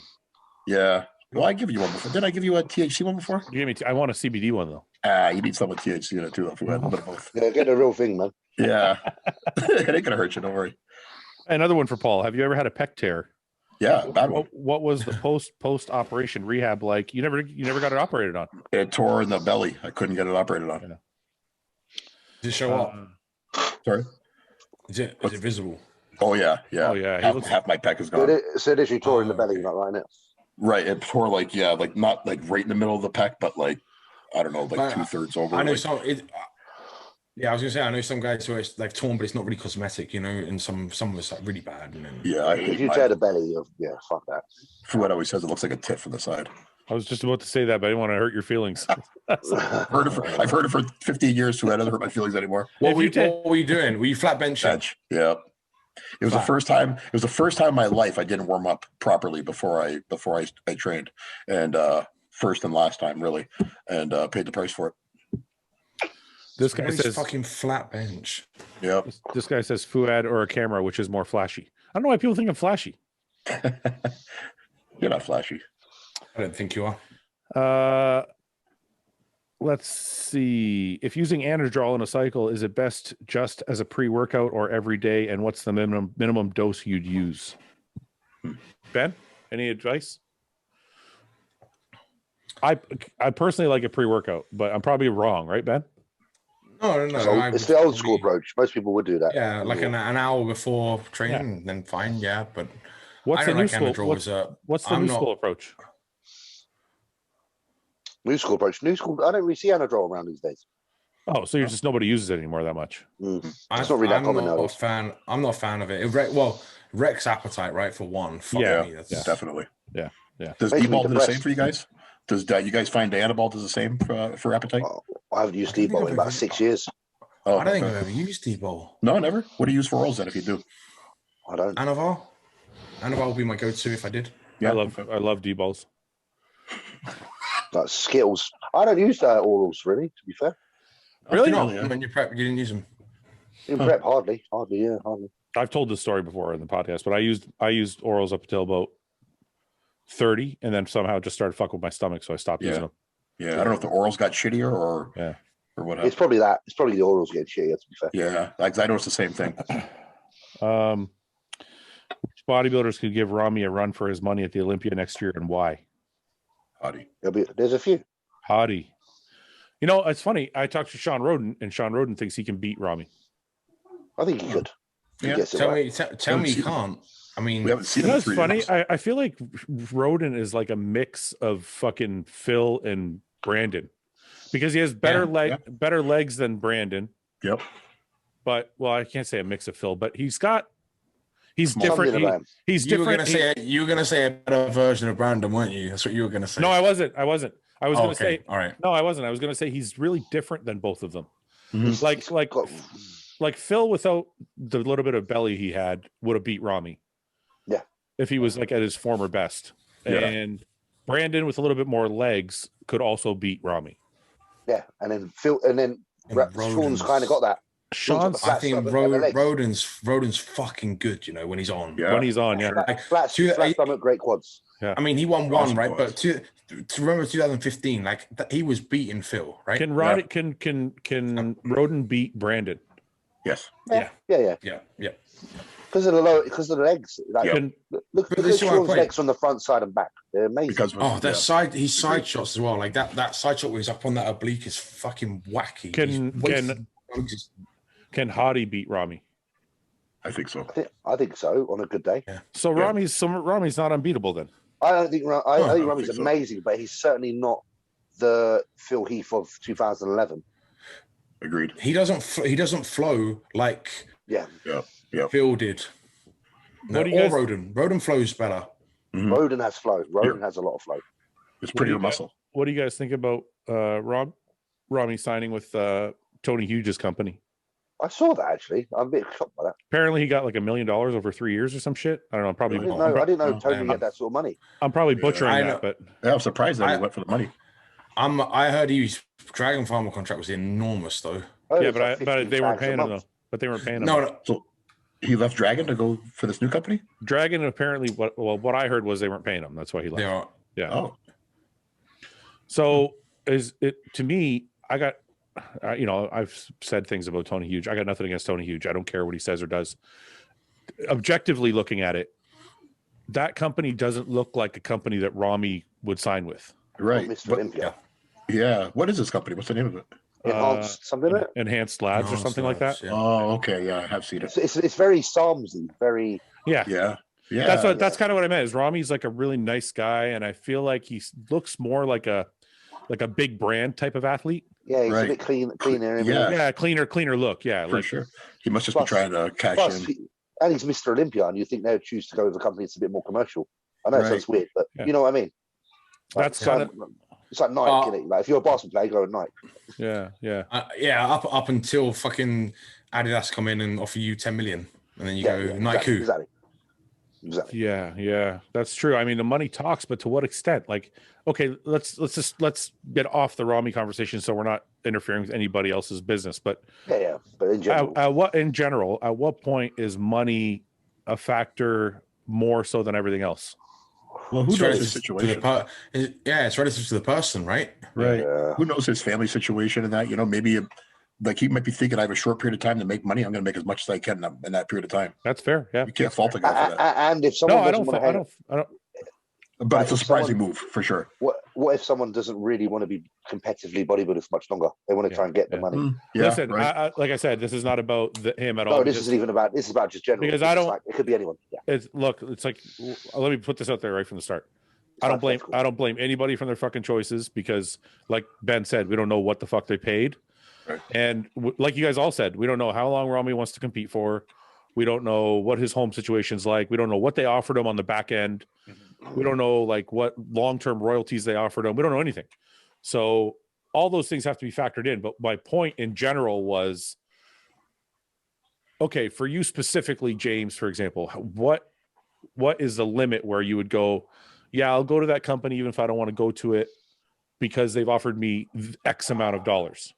It's just when it's like money that you couldn't dream of. It's kind of like when there's just I don't know a number in my head, but like if someone's offering you the kind of money you just never expect to get. Like if it was so much greater than the one beneath it, you're like, yeah, you like can't really say no. Kind of money that can set you up for life. Yeah, like the kind of money that even if you had a year with that company, that if you put some of it away, it could change you. Yeah. Right. Here's how I look at it. Here's where I'm paid. Here's what I think I'm probably worth. Mm-hmm. Here's the offer that I go, fuck it. Yeah. The way I look at it is, here's the company I really want to be with. Yeah. The next company after that has to be like Yeah. Right. Like if a company I really want to be with is going to give me, because you got to think Ramy probably got some big offers. Mm-hmm. So if the company I really want to be with is going to give me $1 million, yeah, it's got to be a lot more. Someone's got to give him $1.5 million. That's what I mean. It's got to be over and above what you think you're worth, right? Yeah, and yeah, then like yeah. Yeah, it's got to be jaw dropping. It's got to be like fuck. Yeah. You know what I mean? I think it's funny that he's able to work Dennis into the deal.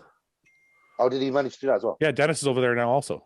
Oh, really? That's Yeah, quite nice. Wow. they signed both of them. So I think it's kind of cool that he's like, That is yeah, cool. Well, that's what Fine, but that's what I mean. There's probably all those extras in there. Yeah. That, yeah, and also you might have even find that they've probably got something in there where it's like he probably had two deals on the table. One of them wants him to do a lot of extra work, and the other one's like, nah, don't worry, we'll just use your name, and you haven't got to do much. Yeah, Because that's that might be a benefit to him as well. He might not want to do a fucking ton of videos, and they might be like, don't worry about it.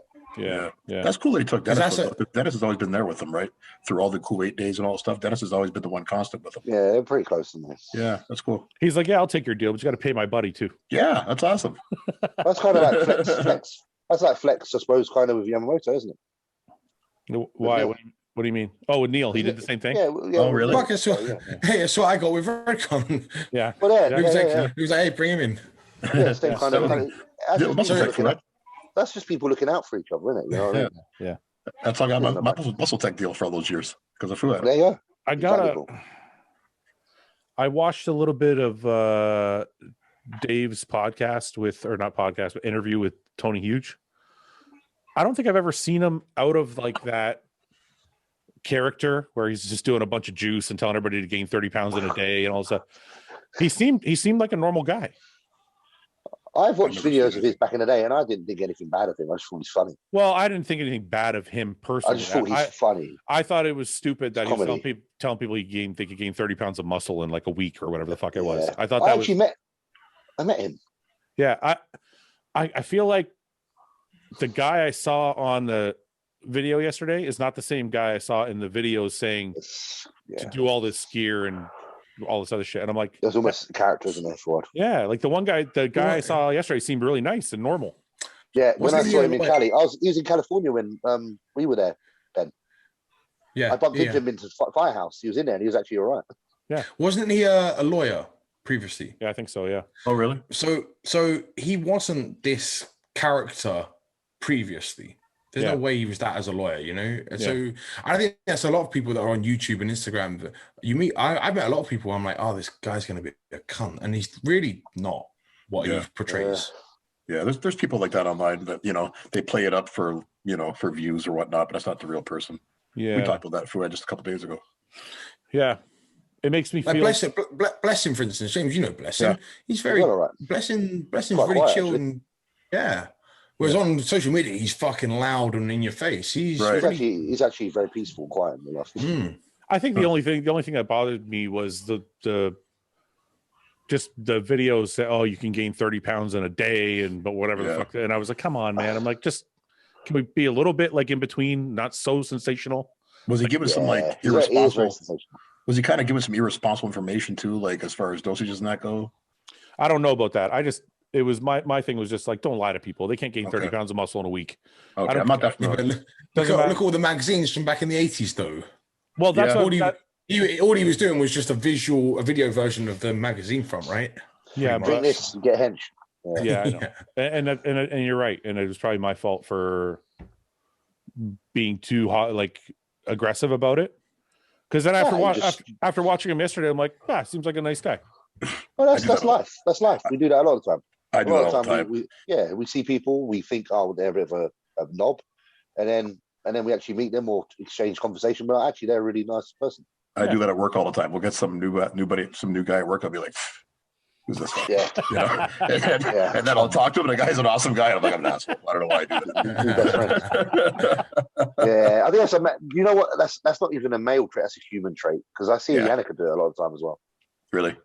Yeah, I've had a bit standoffish, and then like when you meet someone, oh, hello. Yeah, I've had that done to me more than anybody, so I should not be doing it to other people. Because my whole life, people have been like, "I thought you were a fucking asshole," and I'm like, "Yeah, I just look like an asshole. I'm not really an asshole." And then, but it's like everybody has given me that name before they've ever met me, and I fucking just did it to somebody else, and I'm like, "Yeah, I shouldn't be doing the same shit." Yeah, we all do it. I think James is right. It's human nature. Yeah. I don't know. Listen, as long as you acknowledge that. Yeah. And then try to. You know what? I'm gonna send Tony Hughes a message and say, come on my show. Come on my show and let's just talk it out. You should kiss him on the forehead, Fouad. I'll give him a kiss on the forehead, like Ramy, right, Paul? Yeah. Maybe you can make an emoji of that. Kissing a guy in the forehead. Send him a free T-shirt that says Fouad is a legend on it as well. Yeah. That'll go over well, yeah. All right, we'll do a couple more. We'll wrap it up. We'll do one more. Oh, that's a shitty one. I don't want to do that one. Let's just go here. No.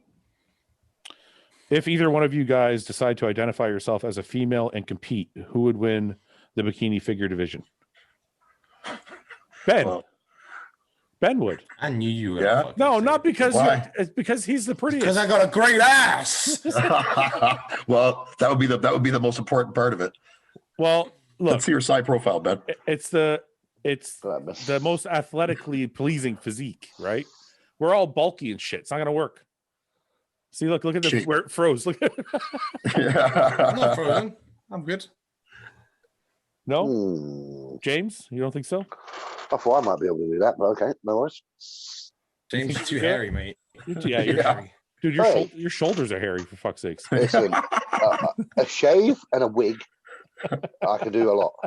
I got pursy lips under here, look. You know what? I'm very insulted by this next question. Why? It says bar fight.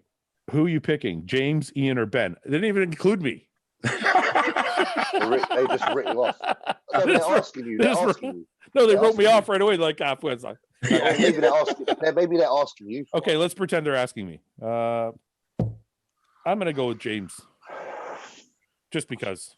Just it's easy. We'll just James got the weight. James is 3:05 in the morning. No one's battling that. That's a big boy. I'll lay on these fools. Okay, last one, then we'll go. Create the perfect bodybuilder out of this year's Mr. O top 10. HADI quads. HADI's, not RAMY'S quads? HADI's quads? No, HADI squads. HADI squads. Why? Really? Because of more detail? They're just sweet. They're sweet as. Ramy's adductors.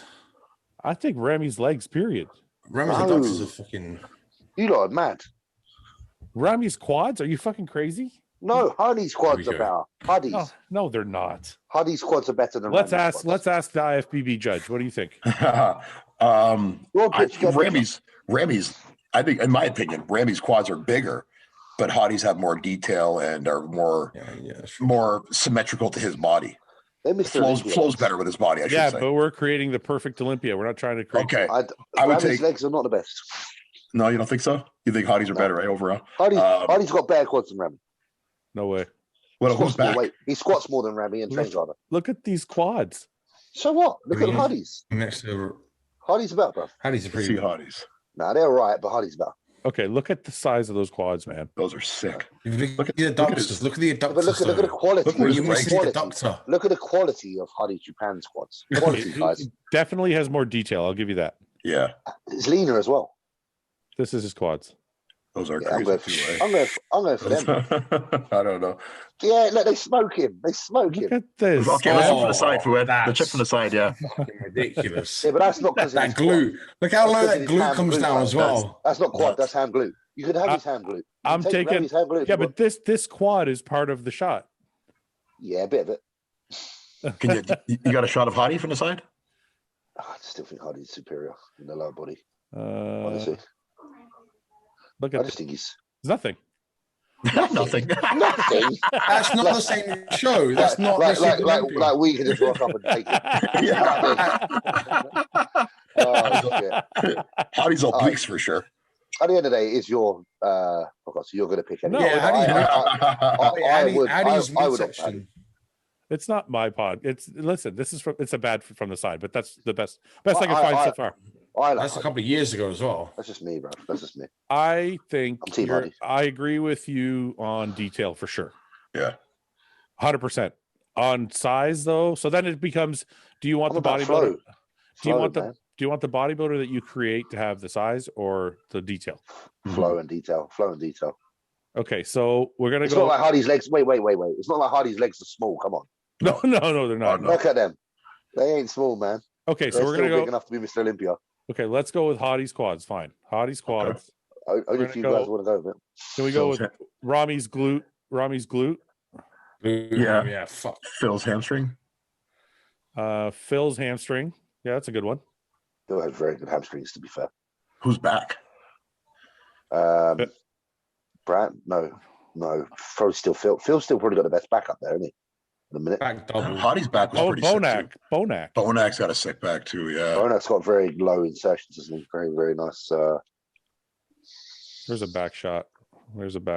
Come on. There it is. He has got a very good back, hasn't he? Yeah. I like that back. So dense. Bonak's back.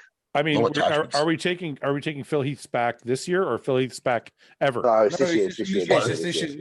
It might. I think it's this year's okay. Is that better than Bonak? Top 10. I don't know if it's better than Bonak. It's because of the arms and the waist, which is what sets it off. It's the back itself. Look how good. That's not this. I know. I couldn't help it. Nice, I couldn't help it. That's one of the best of all time. Period. There's nothing symmetrical as fuck. I know, man. God damn. How do we get that?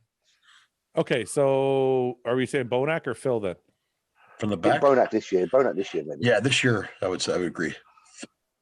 Look at this shit. I can't not click on it. It's like it's retarded.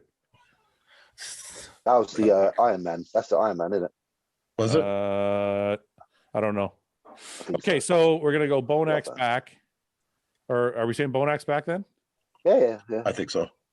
Bonak's back. We're gonna go Phil's hamstrings, HADI's quads, RAMY'S Ramy's midsection? Hadi's section. Look at the detailed Hadi's obliques. No, man, we could do like fucking Antoine's midsection. Yeah, as far as the size of your waist, yeah. Said top 10 Olympia. Max Charles. Oh wait, yeah, he said top 10. He said top 10. So who's top 10? So what about Well, who's 10th? Justin Rodriguez. Oh yeah. Justin Rodriguez probably got a smaller waist than the rest of those guys. No. Brandon's is smaller than Justin's. Brandon's waist. Brandon's waist. Okay. Brandon's, That's why I said Brandon's midsection. That's what I'm saying. I thought you said.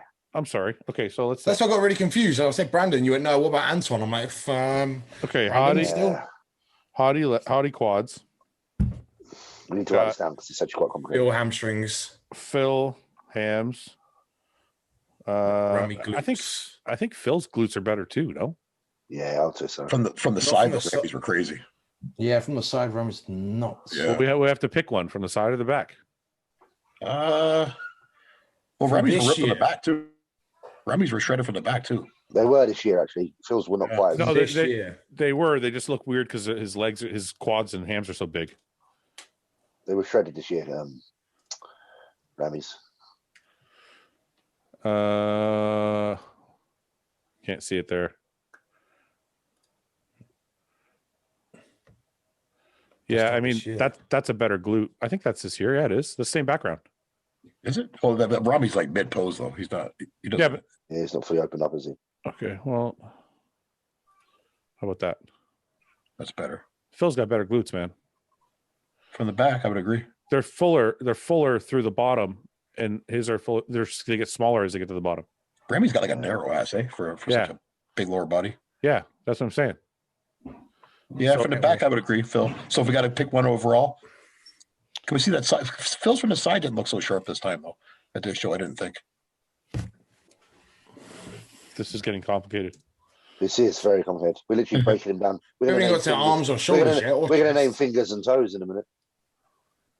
Yeah, Ramy's better from the side. Yeah, right. So who are you going to pick? You're the judge. Ramy. Ramy? Done. Yeah. Move on. Ramy. Okay. Ramy's going to be happy. All he got was the glutes. And quads we gave the guys, Mr. Olympia are like, we gave his ass. Glutes. He won because of his ass. It's got to be Phil arms, isn't it? Phil's arms. Bonak back. So. Phil arms. Whose chest? Akeem. Oh, yeah. Akeem's got a thick chest. Yeah. That's probably the thickest chest there, yeah. Yeah. He's got titties. Man's got titties. big old chest. Testicles. Look at that guy's a beast. Look how thick it is even there. Jeez. Who else is there? I know. We only need. What else do we need? What are we looking for now? Midsection. Midsection. Brandon for sure. Brandon. Waist.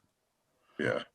But you say waist and midsection. That's two different things, isn't it? No, it's not. Like I'm thinking small. I'm thinking the size of your waist, but then the muscularity of your abdominals. Stop, please. No, the whole lot. Okay, all right. Whole lot. Shoulders, delts.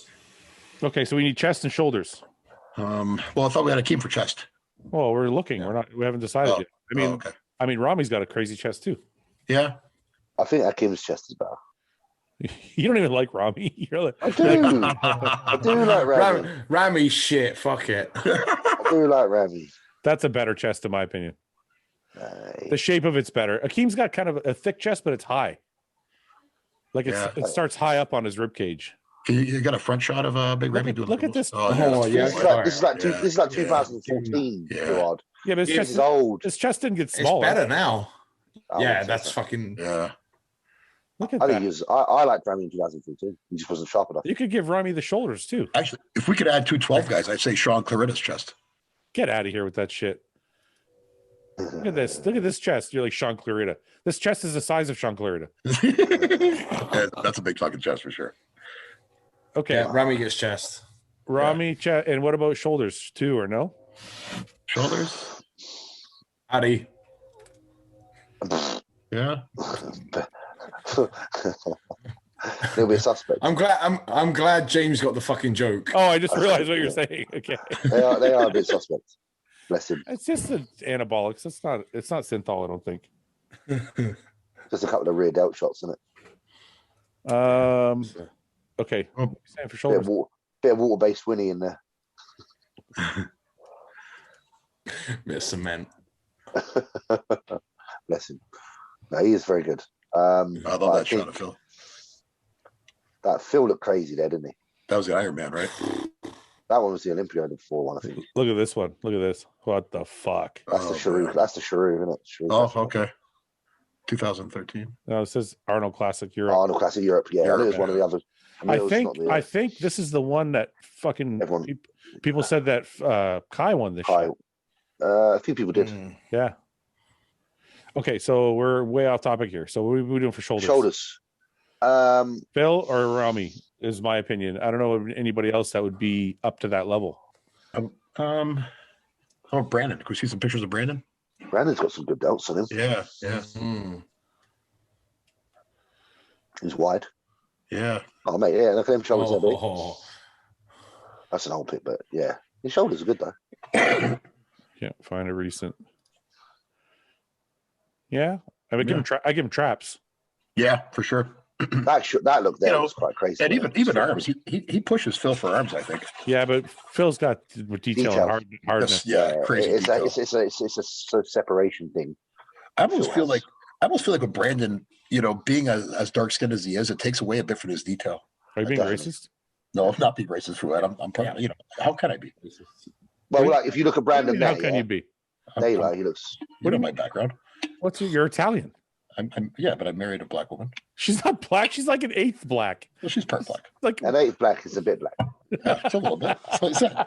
It still counts. Okay, so are we saying these shoulders? Yeah, I think so. Yeah, that physique is sick in general, isn't it? yeah, it is. Oh, Brandon. Well, I'm glad I wrote those all down. Now I have the perfect bodybuilder. All right, gentlemen. We need someone to. Now we need your guy to edit that. Oh yeah. Well, nobody cares about calves. Oh no, they do. Hunter. No, he's not top. Oh, he was top 10. Yeah, Hunter's with the calf. Yeah, there you go, Hunter. It's got to be the white. It's got to be a white guy. Yeah, it's got to be. To be fair, or an Asian guy. Was there any Asian guys in the top 10? There was that killer calves Asian too. guys got good calves too. Yeah. It's got to be. It's got to be Hunter. Is there anybody with better calves in that top 10? Hunter's got the best. Yeah. Does Bonak have good calves? I think Hunter. They're all right, but they're not Hunters. They're high. I think Bollocks are high, aren't they? They're that bunched up. Hunters all right, guys. We're going to go because James, it's like 11 o'clock where you are, I think. It's 9:11. Bedtime approaches. You've got some gaming to do. Well, Thank you, gentlemen. Well, what are you doing? It's my new controller. How much did you spend on that?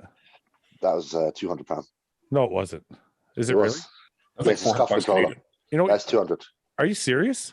Wow. That's nearly as much as a fucking console itself. I was going to say it's all because it's got paddles on the back. Press extra button. But you can buy a kit of GH with that. I can. I ordered 3 today. He can, and he did. All right, guys. We'll talk soon. Good seeing you guys. Bye. Bye. Thanks for watching. Please subscribe, share with your friends, and like the video.